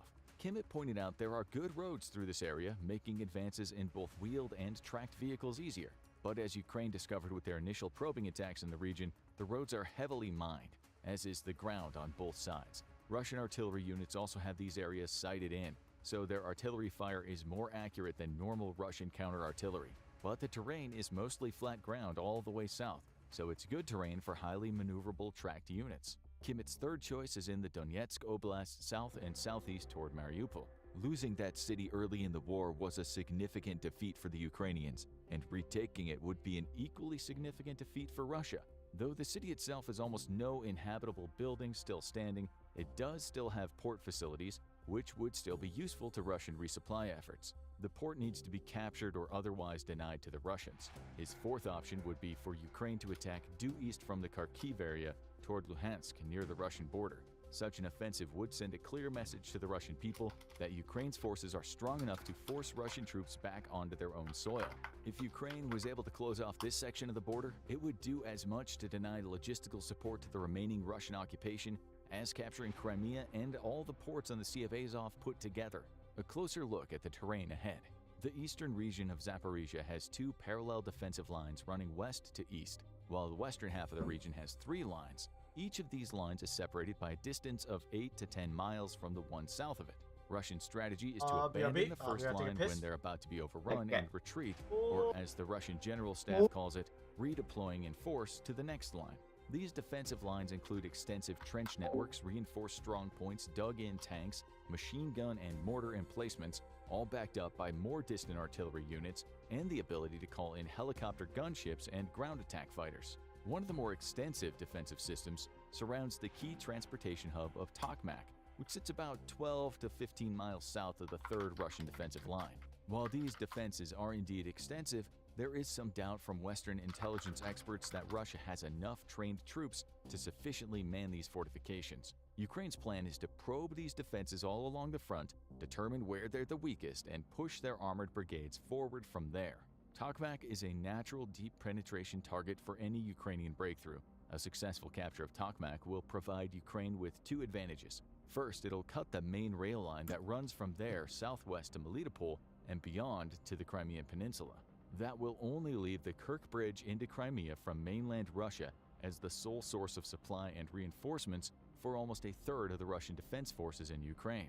If Ukraine begins to advance beyond Tokmak, the Russian defenders may start cutting their losses and retreat. If that happens, the limited approaches to the bridge will become a highly congested choke point. More importantly, capturing Tokmak would mean that the Ukraine forces will have breached the last line of Russian defenses south of the Dnipro River. There are additional unconnected trench and strongpoint networks scattered across the rest of the Zaporizhia Oblast, as well as significant series of defenses at the very northern edge of Crimea itself. But the primary east-west axis of Russian trenches will have been breached. From Tokmak, the Ukrainian army can continue 40 miles southwest to Melitopol, further boxing in the remaining Russian forces there, or head 100 miles east to Mariupol, one of the 2 key ports on the Sea of Azov still open to Russian forces. Berdyansk is the other key port, lying another 53 miles further east of Mariupol. Both ports have been under repeated bombardment since early May 2023 from Ukrainian long-range missiles, especially the newly arrived Storm Shadow. These attacks have reduced the effectiveness of these ports as loading and supply facilities. As Ukrainian forces edge closer to these 2 main ports, the Ukrainian artillery will also play a role in denying access to Russian ships. At some point, the remaining Russian forces will have to decide whether to retreat east to the oblasts of Donetsk or Luhansk, or to turn southwest and head for the Crimean Peninsula. By the time Ukrainian artillery is within range of the ports, about 130 to 150 miles away, no Russian ships will be able to supply troops safely. But will Ukraine be able to break through the multiple layers of Russian defenses? Will they be able to neutralize Russia's superiority in ground attack aircraft? Will Ukraine take these cities before they run out of armored brigades, artillery shells, and rockets? Available Ukrainian resources. Multiple Western sources report that, according to their best estimates, Ukraine has between 10 and 12 armored combat brigades, held in reserve until Ukrainian leadership has determined where the weakest point in the Russian defenses are. When that decision's been made, they'll commit elements from this massive reserve and punch a hole into the less defended rear areas. How large is this reserve force? A Ukrainian tank battalion normally has around 500 combat soldiers or more, with 31 tanks and an equivalent number of armored infantry vehicles. An armored infantry battalion would have about the same number. There'd be additional vehicles for carrying engineers, air defense units, logistics and support troops, as well as more standard infantry and replacement troops. An armored brigade would likely consist of 3 tank battalions and 2 mechanized infantry battalions. In total, then, an armored brigade is going to have around 250 to 300 armored vehicles, a little less than half of which would be tanks, and as many as 4,000 troops. There are Western estimates that the Ukrainians have gathered from 7 to 12 armored brigades. Some may only have Ukrainian or captured Russian equipment, while others will have a mix of Western-provided vehicles, which currently include Leopard tanks and Bradley infantry fighting vehicles, or IFVs. When we see 2 or 3 of those brigades, around 500 to 750 armored vehicles, focused on a narrow front, yeah, but how does it feel to see the Iron Cross? Has probably started, Yes. and that's where Ukraine is hoping it's to on- break through. it's on the site But even now, then, so we like, have to be careful. The Ukrainian general staff will want to keep the Russians guessing about the location of the main attack for as long as possible, and they won't be too bothered and will probably welcome social media bloggers getting it wrong. If the West provides everything the Ukrainian armed forces need, especially long-range precision weapons like the U.S. ATACMS, then some analysts anticipate that Ukraine can recapture Crimea. Taking the peninsula and denying Russia's Black Sea Fleet their anchorage in Sevastopol would clearly be one of Ukraine's primary goals of the offensive. If the UAF can get to within 150 miles of Sevastopol and the smaller ports of Saki and Zankoy, their long-range artillery and Storm Shadow missiles would make using those ports impossible for the Russian Navy. By forcing the Russian missile-armed ships further away from Crimea, Ukraine will be better able to defend against the numerous missile attacks Russia's been lobbing at Ukrainian population centers, while giving their air defense systems more time to intercept missiles aimed at cities like Kyiv and Odessa. The overall aim of the offensive, which has been stated many times by Ukrainian President Zelensky, is to liberate the illegally occupied areas based on our constitutionally defined legitimate borders, which are recognized internationally. Though it may be a tall order to recapture all the occupied territory, it's hoped that losing Crimea and a significant portion of the territory in the south and east of the country might convince the majority of Russia, if not Putin himself, that their continued aggression is meaningless. Can the counteroffensive succeed? One of the most significant indicators of whether the Ukrainian counteroffensive can succeed is the level of casualties the Russian army will sustain. According to a Ukrainian reporter for the Kyiv Post, Russia's military has already reached a point where more than 50% of their armed forces have been killed or wounded and unable to continue their service. When a unit reaches that 50% loss status, they're considered combat ineffective. To have the entire Russian army considered combat ineffective is a horrifying aspect for Russian commanders to deal with. The same report notes that in the 10 days of the initial phase of the counteroffensive, Russia has lost an additional 7,390 troops killed and an additional 15 to 22,000 wounded. That's a staggering number of casualties in just 10 days. These losses are also before the vast majority of Ukrainian armored brigades have even been committed to the offensive. The ratio of wounded to dead soldiers reflects how badly Russia cares for its wounded troops. The ratio is far worse, meaning more wounded troops die after being wounded than, for example, the U.S. rate during World War II, which was 4 surviving soldiers for every one that died in action. In Vietnam, a 5-to-1 ratio, and much worse than U.S. fighting in Iraq, 10 surviving soldiers for every soldier killed. By comparison, Ukraine's rate has been estimated to be 10-to-1 or better. Much of Ukraine's success can be attributed to having a more advanced medical system than Russia, as well as many more volunteers helping out with Ukraine's wounded soldiers. An aggregate of Ukrainian, Western intelligence, and Russian military bloggers have also reported that as of June 14th, Ukraine may have destroyed as many as 80 Russian tanks and 140 armored vehicles, along with more than 240 artillery and rocket systems in that same 10-day stretch. The Ukrainian General Staff reported on June 11th that Russia has lost 17 tanks and 24 armored personnel vehicles in just a single day of the offensive. These numbers, even if a little on the optimistic side, point to a disastrous overall Russian loss that won't be sustained over the course of the continued offensive. We must ask, what are Ukraine's overall aims of their offensive? If it's to retake all of Ukraine back to its pre-2014 borders, before Russia made its first incursions, then that might take some time, but it's certainly doable. It's even more possible when additional U.S. and Western forces arrive in the country. Ukraine is awaiting 31 promised U.S. Abrams tanks, enough for a tank battalion, and up to 100 F-16s from both NATO countries and possibly from Australia as well. Tank crews and pilots are already being trained on these new weapons, but it'll take time to get this equipment into Ukraine, along with the repair and support logistics needed to keep them maintained and serviced. British Challenger 2 tanks are also on their way. However, if it comes to Ukraine convincing Putin to halt his aggressive foreign policy and de-escalate this militaristic approach to his neighbors, many analysts see that it's never going to happen. Maxim Samurukov, a fellow at the Carnegie Russia Eurasian Center, wrote in June for Foreign Policy that the war has allowed Putin to work toward his ideal vision of Russia, helped by numerous Asian-directed transport and energy links to a society less reliant on the US dollar. The share of Russian exports paid in US dollars fell from 90% prior to the invasion to less than 50% in December 2022.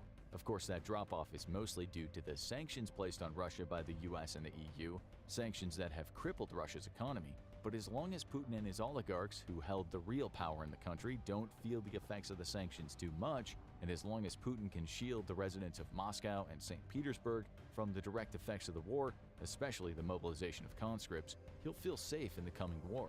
He's made every effort to force the poorer and less urban areas of Russia to bear the brunt of the draft. According to an October 2022 report by the investigative outlet iStories, in cooperation with the War Monitoring Group, Conflict Intelligence Team, or CIT, 23 of the 26 regions with the highest proportion of recruits have incomes below the national average. The conscription has caused labor shortages in Siberia's Krasnoyarsk region, which reported the highest share of mobilized reservists nationwide at 5.5%.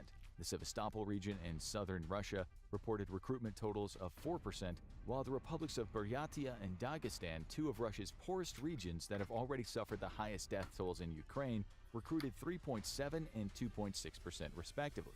By contrast, Moscow and St. Petersburg recruited well below 1% of their reservists, according to iStories and CIT calculations. So, this may be why the Ukrainian allied forces have begun sending drone attacks against Moscow. Some argue that the attacks have been targeted to the affluent suburbs of Rublyovka, where many oligarchs, high government officials, and other elites maintain expensive homes and mansions. Public opinion for the invasion has reached as high as 90% in Russia's tightly scripted and heavily controlled mediascape. But attacks on Moscow's elite have brought some measure of acceptance from the average Muscovite, who even see sanctions on oligarchs as a good thing. Ukraine's counteroffensive is indeed in place and making its first significant attacks. The majority of their armored brigades have yet to see combat, and when they do, their impact will be extensive. If Ukraine can continue to keep Russia's numerically superior air force away from ground attack roles by employing significant numbers of man-portable air defense systems, or MANPADS, and if they can continue to eliminate Russian artillery with accurate counter-battery fire, then there is every indication that Ukraine can retake significant portions of their country, including Crimea. Continued probing attacks over the course of the next few weeks until the first weeks of July will determine how soon Ukraine can direct where the hammer will fall.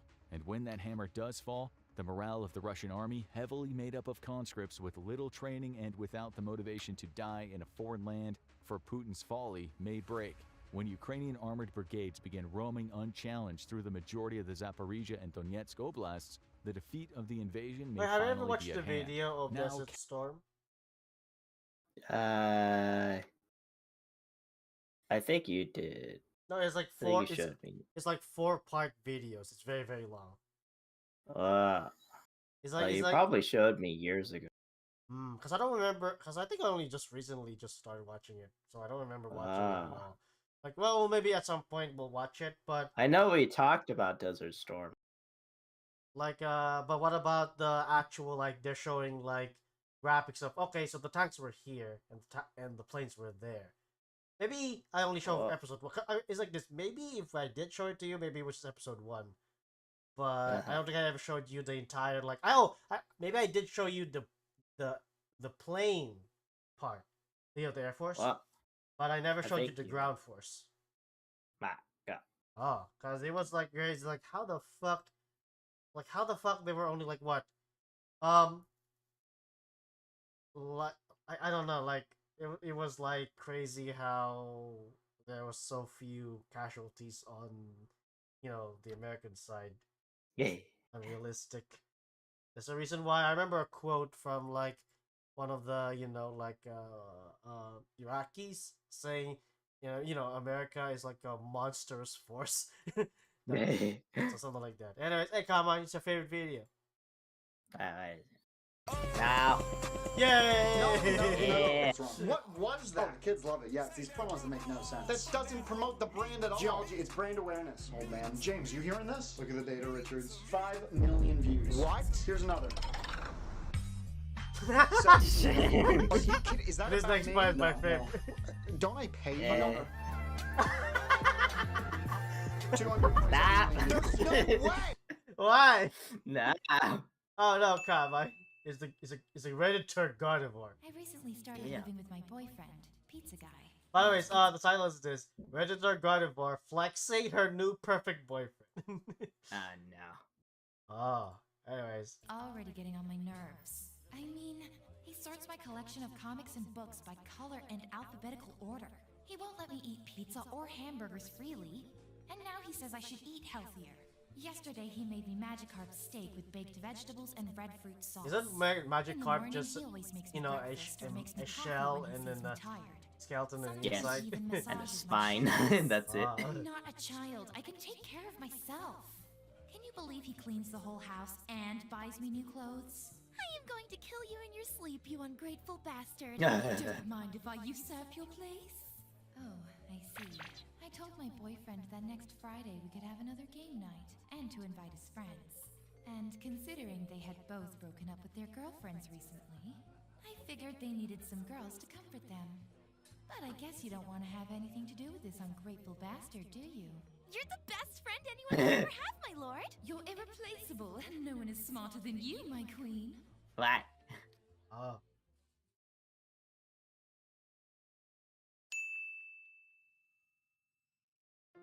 I finished doing all the chores. Hey, it's I Dexter. took the opportunity to do some shopping, and it's hot as hell outside. I saw that you were working pretty hard, so I brought you cold coffee and strawberry shortcake. Your favorite. Did you really finish all the chores? Yeah. That means you're not busy, right? Yes. No unfinished business? Get to the point. Well, it's pretty hot outside.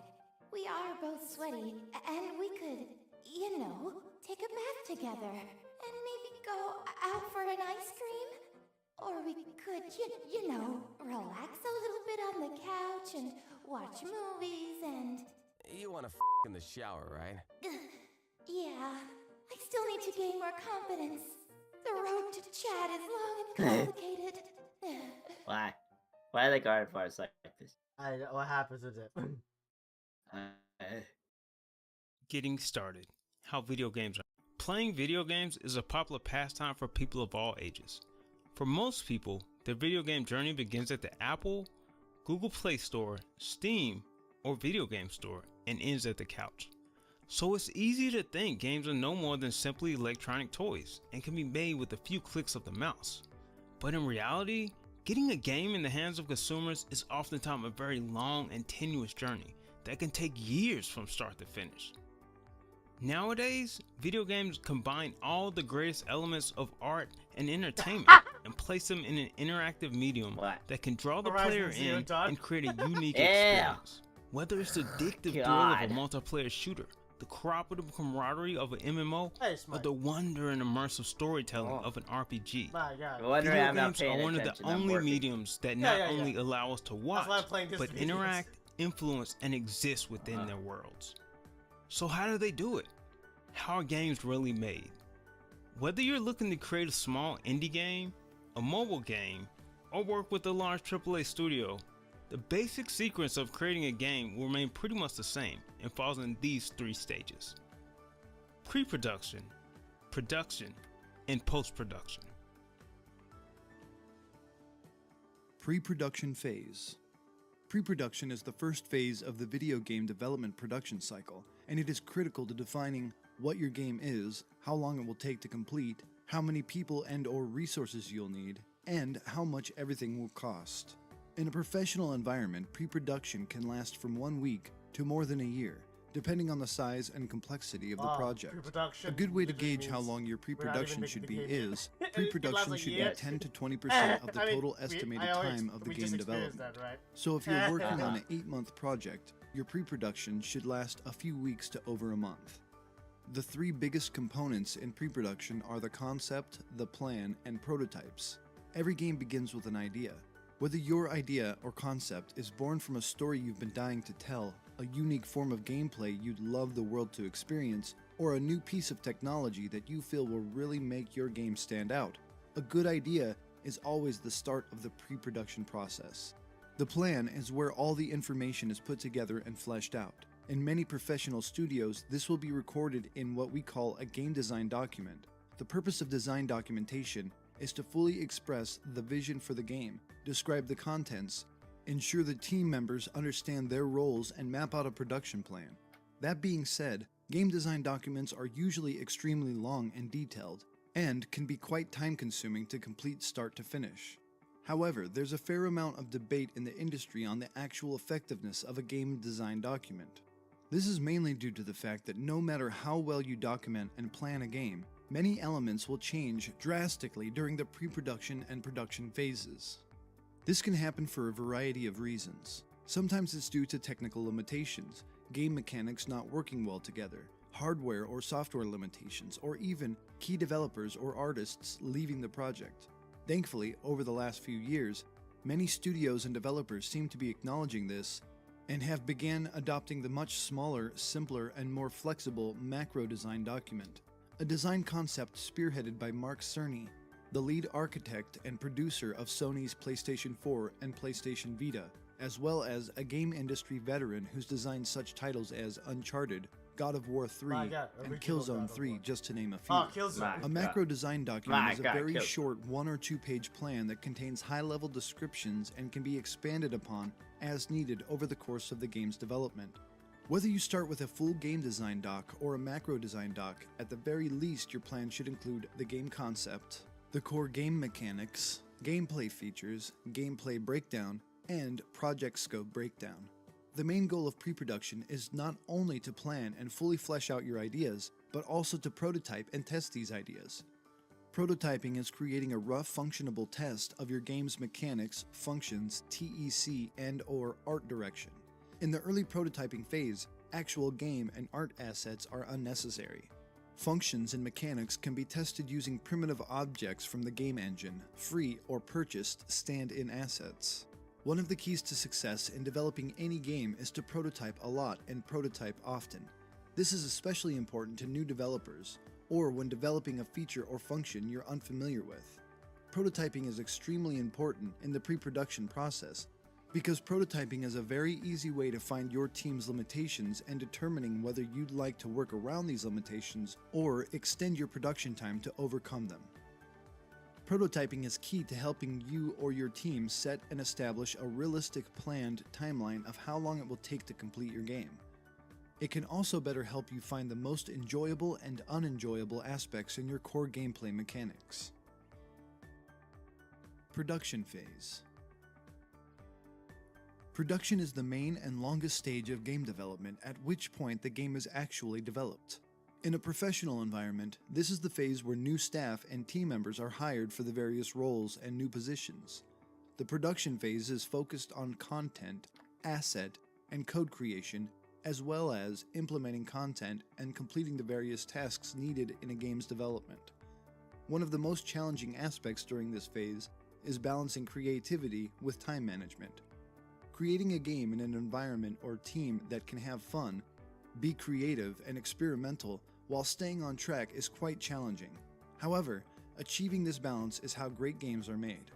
The game production phase can be best summed up into these 5 categories: vertical slice, pre-alpha, alpha, beta, and gold.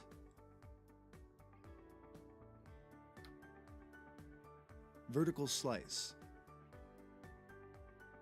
A vertical slice is a section of the game, perhaps 5 to 30 minutes, that is representative of what the final game will look, sound, and play like. The vertical slice is an industry-wide practice, especially when it comes to large-scale game projects.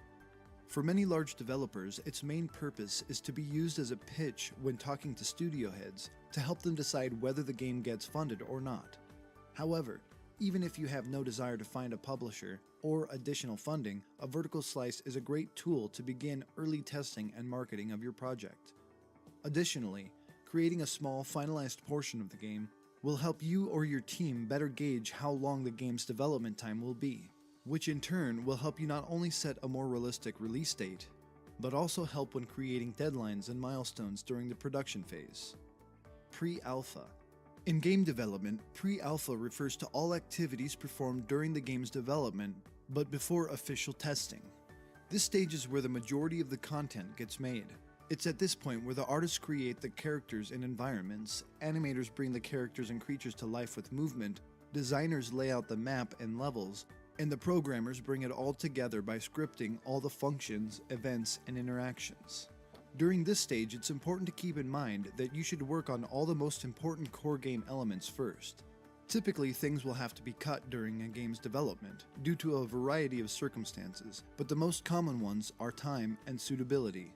In the case of time, it's pretty straightforward, though in a professional environment, oftentimes, it's time versus impact, rather than not having enough time to finish or implement something.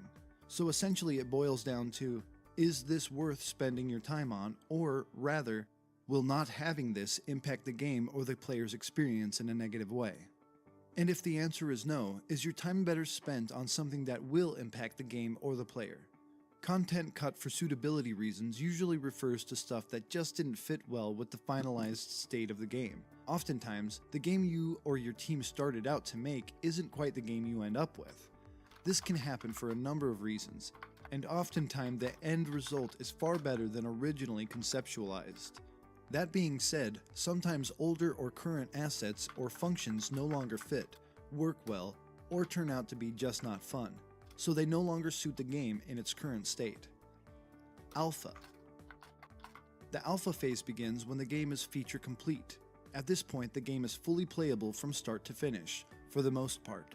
However, during this phase, it's common to have a few missing components as well as art assets in place that aren't finalized. But the controls, functionality, and interface should be in a finalized state. The alpha stage is about finishing and polishing the game, rather than building or creating additional content.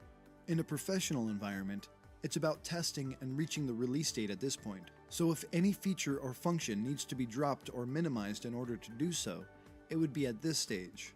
During alpha, the testing or QA department is in charge of ensuring each game mode, mechanic, function, and performance work properly, and record any inconsistencies, malfunctions, performance issues, or errors in a bug sheet or bug database.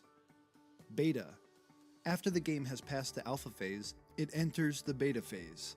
During this phase, the focus is on fixing bugs and the game is considered content complete. All assets are integrated into the game, and the entire production process ceases. The goal during beta is to stabilize and optimize the project if need be, and eliminate as many bugs as possible before the game is launched. At this point, it's best to prioritize the bugs from high to low, with high being game-breaking or quality offending, and low being minor annoyances or small bugs that are extremely hard to replicate. In the beta phase, stability is your main goal. Gold. Once the game has passed the beta phase, it is considered gold. This is the point where all your weeks, months, or years of hard work are paid off. At this point, the final game is sent to be tested by your publishing outlet, and if it's found to be acceptable, it's released to the public. In the past, this would be the point where you and your team go into post-production and have a chance to relax and enjoy the fruits of your labor for a bit, before you start on your next project. However, now in many studios, members of the team will transition to working on bonus or downloadable content, game patches, or other projects in development. Irregardless, once you get to this point, you've officially released a game, which is a major accomplishment all in itself. Post-production. Contrary to popular belief, the game development process doesn't end when the game is complete and released. Oftentimes during the post-production phase, several subsequent versions or patches might be released that replace or improve upon the original game. A patch can be created and applied to fix software bugs or address performance issues. However, two of the most important aspects of post-production are the post-mortem and the closing kit. Post-mortem.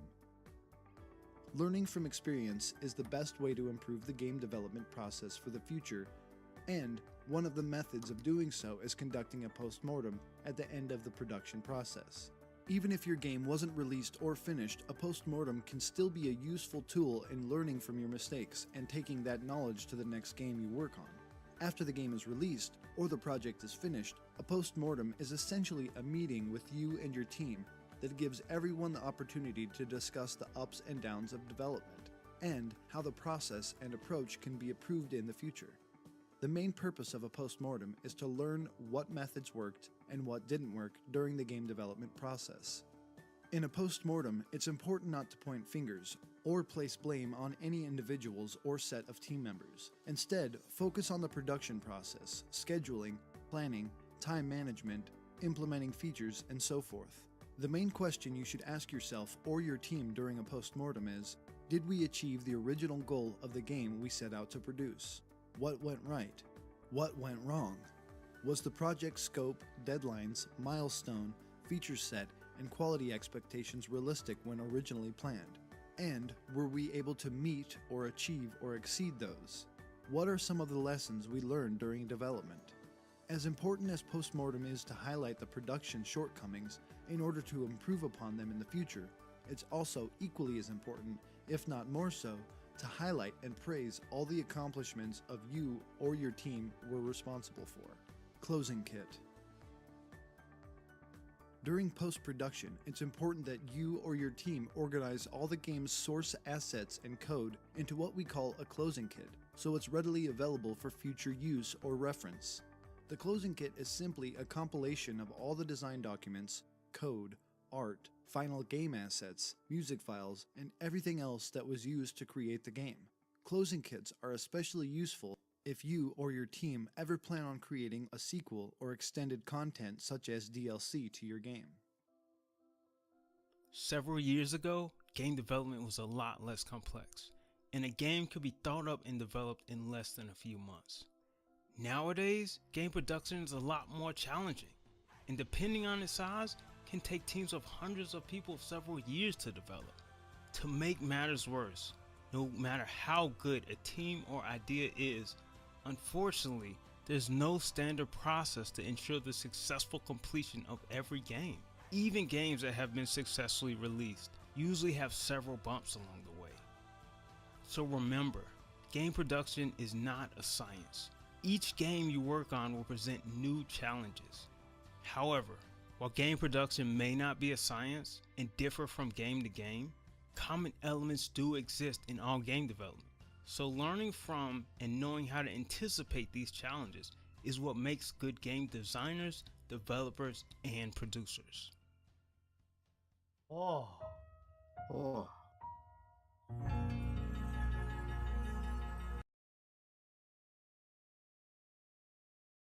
I recently bought. Not even gonna clap. I had one many years ago and it was god awful and I hated it. But now I find out that the new ones are actually not even that expensive and they're pretty decent. Wow. What the fuck is this? What's cool about 3D printers is that anything you can think of, you can just go online and someone has already modeled it for you, send it to the printer, and boom, there you have it. That's so sick. For babies!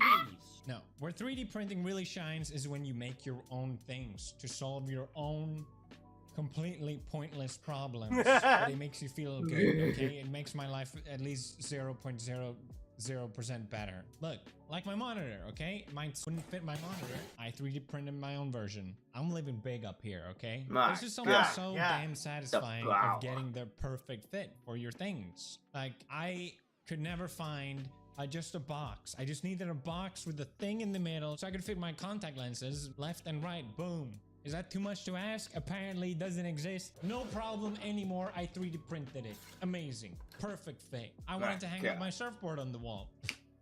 Perfect fit. Yes.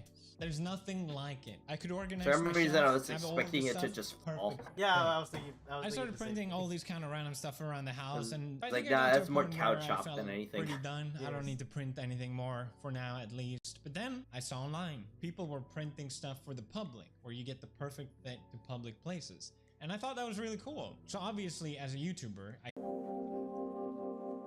for the first one, I had no idea what to make. So I went outside to look around, see if I can find inspiration. And then it hit me. Street mirrors. That's right. These are everywhere in the car. I bet you have it in your country somewhere too. But if there's one thing I know about Japan, is that they love tiny things. Tiny things so cute. Same thing, but tiny so cute. So I started modeling my own version. It was surprisingly easy and it turned out pretty good. But time to test the perfect fit. Will it perfect fit? We're at our first. Oh, it's also double mirror. Never mind. I wouldn't find a single one. Oh. Oh, by the way, this is really annoying. Every time I open Opera, my internet dies. This one gets the shittiest one. The first one fell off a couple hours later. I think the heat messed with the plastic. Open the Opera because you were gonna go on Twitter to make sure it yes. would stick. How you know? Pick you up. Because you told me earlier. My God. Remember that animation I Yes. Remember that animation that I showed you earlier? You know, the one was like, oh, she's just dancing. Yeah, I wanted to like look that up. Watch the actual thing. I want to look it up to find the artist, but when I open it, my internet dies, so I'm gonna have to wait. I have no idea if anyone hated it, but I did it. My God, look at that. Oh. Snap! Now Reggie's gonna look at That's the first one. I placed them around in 3 different spots around Tokyo, left it for a day, and I was actually kind of proud of it. And of course, whenever you're proud of anything, you gotta show your mama. So I did, and I think I was a little self-conscious. She loved it, but I said, oh, the reason I'm doing it is for the cats. They also need a mirror, right? But my mom pointed out, well, what about the snails, Felix? What about the No. So I did. No, that's so unnecessary. It's ridiculous. Anyway, tiny mirror, success. My God. My God. Moving on to the second project. I really wanted something that I could leave in public. I remember that guy that you told me that with Japan, I thought there's a really cool place. Yakuza hugged him when he was naked. Yes. Just to fuck with him. The power. Like that's happening at the same time that fucking PewDiePie is making these little mirrors to put in big mirrors. Yes. There's a temple called Gotokujin Temple. It's where the story of you've seen it. It's a symbol of Japan. It's where that comes from. That temple in specifically. So if you go there, there's a ton of these cats. They're supposed to bring good fortune and money. I like good fortune. I like money even more. I was gonna make my own cat. So I downloaded Blender for the first time. Yes! As so and oh my god. Press very pleased with this little kitty. I was gonna make a necklace for him. I just couldn't be bothered. I had a thick version cat. I thought I should make a strong version cat. Sup, abs. Yeah. Oh my god.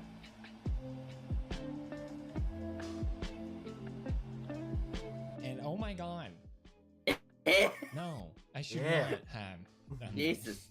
Probably. I had a thick one and a strong one. Ew. I really had to stop myself. You can place them there. It's a great way to support the temple and feel like you left a mark there. You're allowed to ride on them. But then I noticed hats. People make hats for their cats. So I can make a hat for my cat. Finally, my cat can be the anime protagonist. So I made a 3D version of the actual cat in the temple. I'm actually impressed that he actually knows how to use Blender now. Subtracted this model from the hat. Boom. Perfect. Yeah, see, like he knows how to use Blender. Huh. That's cool. This is mine. Wrong way. Ah, yeah. Look at that. Yes. Very pleased. This was it. I was very pleased. I liked mine so much. I'm gonna go to Japan and steal that hat and then sell it on eBay. Nah. Next to each other.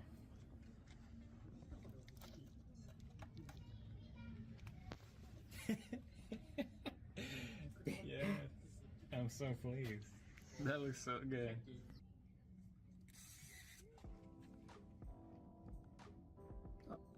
And I was so pleased for the result. Very happy. Look how cute we are. I love it. Cat hat, success? Who knows? I don't know. But yeah, Gotokujin is a great temple. I recommend you visit it if you're visiting Tokyo. But remember, be respectful. It's a temple. People come to pray. Okay? Don't be annoying. Don't be loud. Thank you.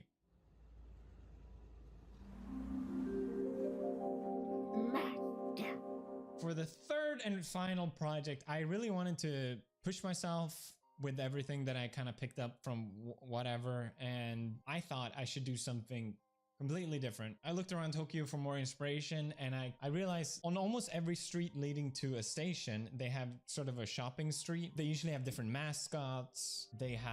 Sometimes they play music from speakers. It's usually a really nice street leading to the station, and I noticed they also have different street lights. Every single one of these streets in Japan or Tokyo, for some reason, have a slightly different version of a street lamp, which I think is pretty cool. It's the first time I see it. Oh.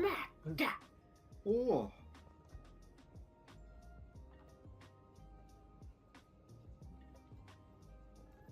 So I wanted to celebrate that and make my own, again, miniature version of an actual street lamp. I don't know how to do that, but it can't be that hard.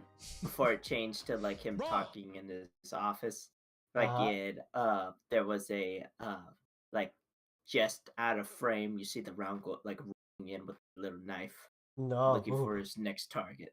No, not him again. Because you know he's always in Japan. No.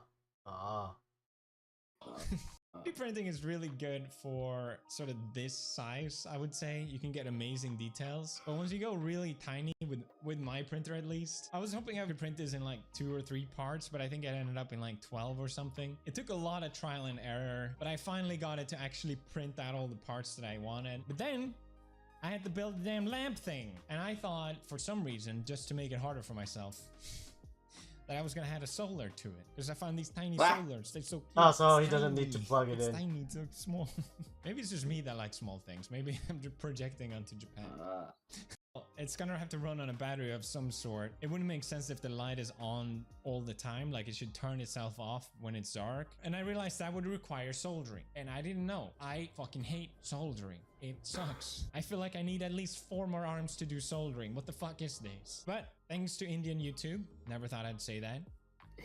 My god, that's I fucked found up. someone that had made the circuit. Remember? I basically just Remember copied it, put it T-Series? all together, and it seems to work fine. Oh. That's my god. My god. It's so small. What do you think, Iggy? For a second, I thought that was his Going kid. to the line? Say it, talk. Yeah. Dark in here, actually. Oh wait, that was Yeah, that's how wife. Marge did. Like that's how she talks. I hit all the wiring Yeah. inside Sometimes. the thing itself, which I think really sold it to make it seem like it's one thing. Then it was time to test it out. Will it work? Or most importantly, will it fit? I need perfect fit. It's getting dark, so we're trying to make it there in time. I hope it's gonna work. I feel like there's so many things can still go wrong, but all the lights are turning on already, and so we'll see how it goes. I'm nervous. Oh, so one of them is white. I have white lights. I didn't know. All right, we're just gonna accept. I can change that. No. I'm putting this up.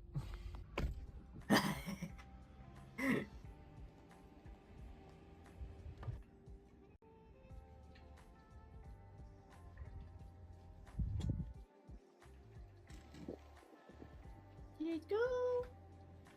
Let's go. That's a Reggie lamp right there. My god. My god, that's so small and powerful. This is where the other, present. And then there's some This is lights where the there, other Reggies hang out. You see a bunch of Reggies And like there just we have it. you know I just was around, so not just looking up at pleased it. with how this turned out. I felt like I learned so much. I am aware like all of this is completely pointless. I left most of them out just for a couple hours. I decided to leave this one for a full day. I posted online to if people wanted to check it out. I thought, because I was so pleased with it. So I left it out there and I spied on a couple people walking by just to see if there was a reaction. 0. Walked past it and didn't look up. Just Look small up. to notice. Everyone is just on their phones. Look out! It's right there. No, I don't think it's one person that's noticed. We saw so many people. What can you do? Bye, Lion. Bye. I left it there for 24 hours and I posted on Instagram. If people wanted to check it out, they can do so. And the result was very, I guess it shouldn't have been surprising, but for me, it was very surprising. People were leaving notes. What? Oh! So I guess people took it as a chance to write messages to me, which was all very cute and I really appreciate it. But that made me also realize I cannot keep this lamp up here after posting about it. It was gathering way too much attention than I had thought of. Alright, we're going back to get the lamp. I watched online, people posted, and it's got a lot of notes on it, and I don't want to. It's a fun surprise, but I don't want to make a nuisance or people complaining. I wasn't planning to keep it in for long anyway. So we're taking it down, checking out the notes. Very cute. I feel like there might be people. We'll see in a second. I met with a group of people that I was waiting, hoping I was going to be there, and they were all so lovely. Thank you so much. There's people. Oh my god. People. Just hanging out by a lamp. Power. My god. They're all foreigners here. I was about to say yeah, like there's a good amount of foreigners here. Because I would be like, I don't think a lot of the Japanese people are gonna care, right? I think there's only 2 Japanese. I think. And who knows if they're even Japanese? They might be fucking. They could be Korean, Taiwanese. Yeah, they might be. Yeah. Anything else. They helped me take down all the notes, and we made sure everything was 100% back to normal. They were so sweet. I didn't expect anyone to be there. Maybe one, like stumbling by. One guy had been there for 3 hours. It was funny. They were like so happy that they all got to link up as well. So that was really cool. Some positive, fun, tiny things. So Cool. Huge success. I'm very happy. You guys are so sweet. It's ridiculous. I'm going through the notes. They're so nice. It said they voted for me on King of the Web. Does anyone remember that? That was ages ago. Apparently there was some in-joke. They were offering people tomato juice because there was people hanging around. So if anyone showed up, they would give tomato juice. I don't get it, but it's kind of funny. They offered me some. I declined. I hate tomato juice. Thank you, guys. Now, all of this was just for fun. I wanted this to just be something positive. If someone might happen to see it, maybe they were confused, or maybe it made them smile. I don't know. But it was really fun to make. So that's it. Bye. Interrupting this video to let you know about today's sponsor, which of course is... You got it! NordVPN! Yeah. Greatest VPN. Not just because it's Nice. Where's NordVPN? I've been using Nah, NordVPN no, we daily have to for wait years now, for into his keeping story me and- getting access to the entire in his internet, main as it channel. should be. But NordVPN goes way and above to protect you online. With amazing features as threat protection and now also dark web monitor. Dark web, scary place. Previously, if What you was that? Oh. It's good. Oh shit. No.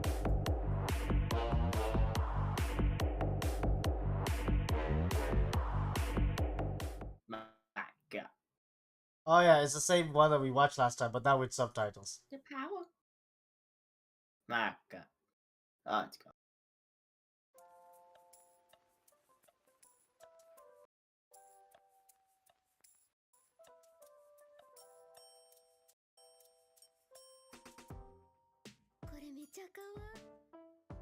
Oh, wait a I see minute. no It's actual subtitles. God damn it.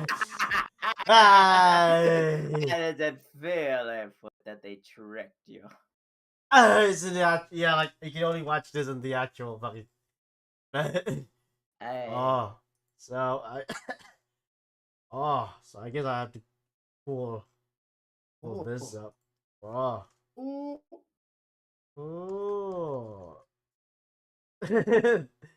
Yeah. I don't know what this is, but I think I remember seeing this before.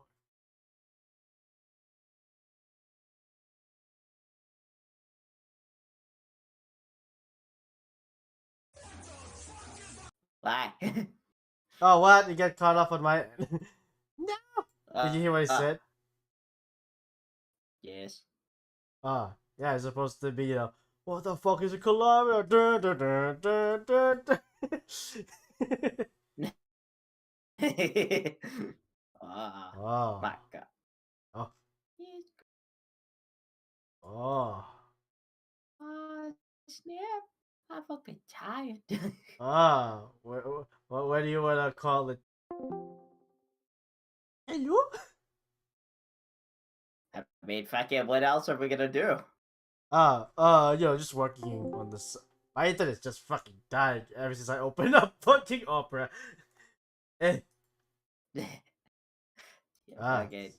So yeah. Die. Yeah. Okay, I guess that's it. Yeah, I'll start the live stream right now. I mean, just I think we pretty much did, all the stuff. Yeah. Okay, I'm a nah.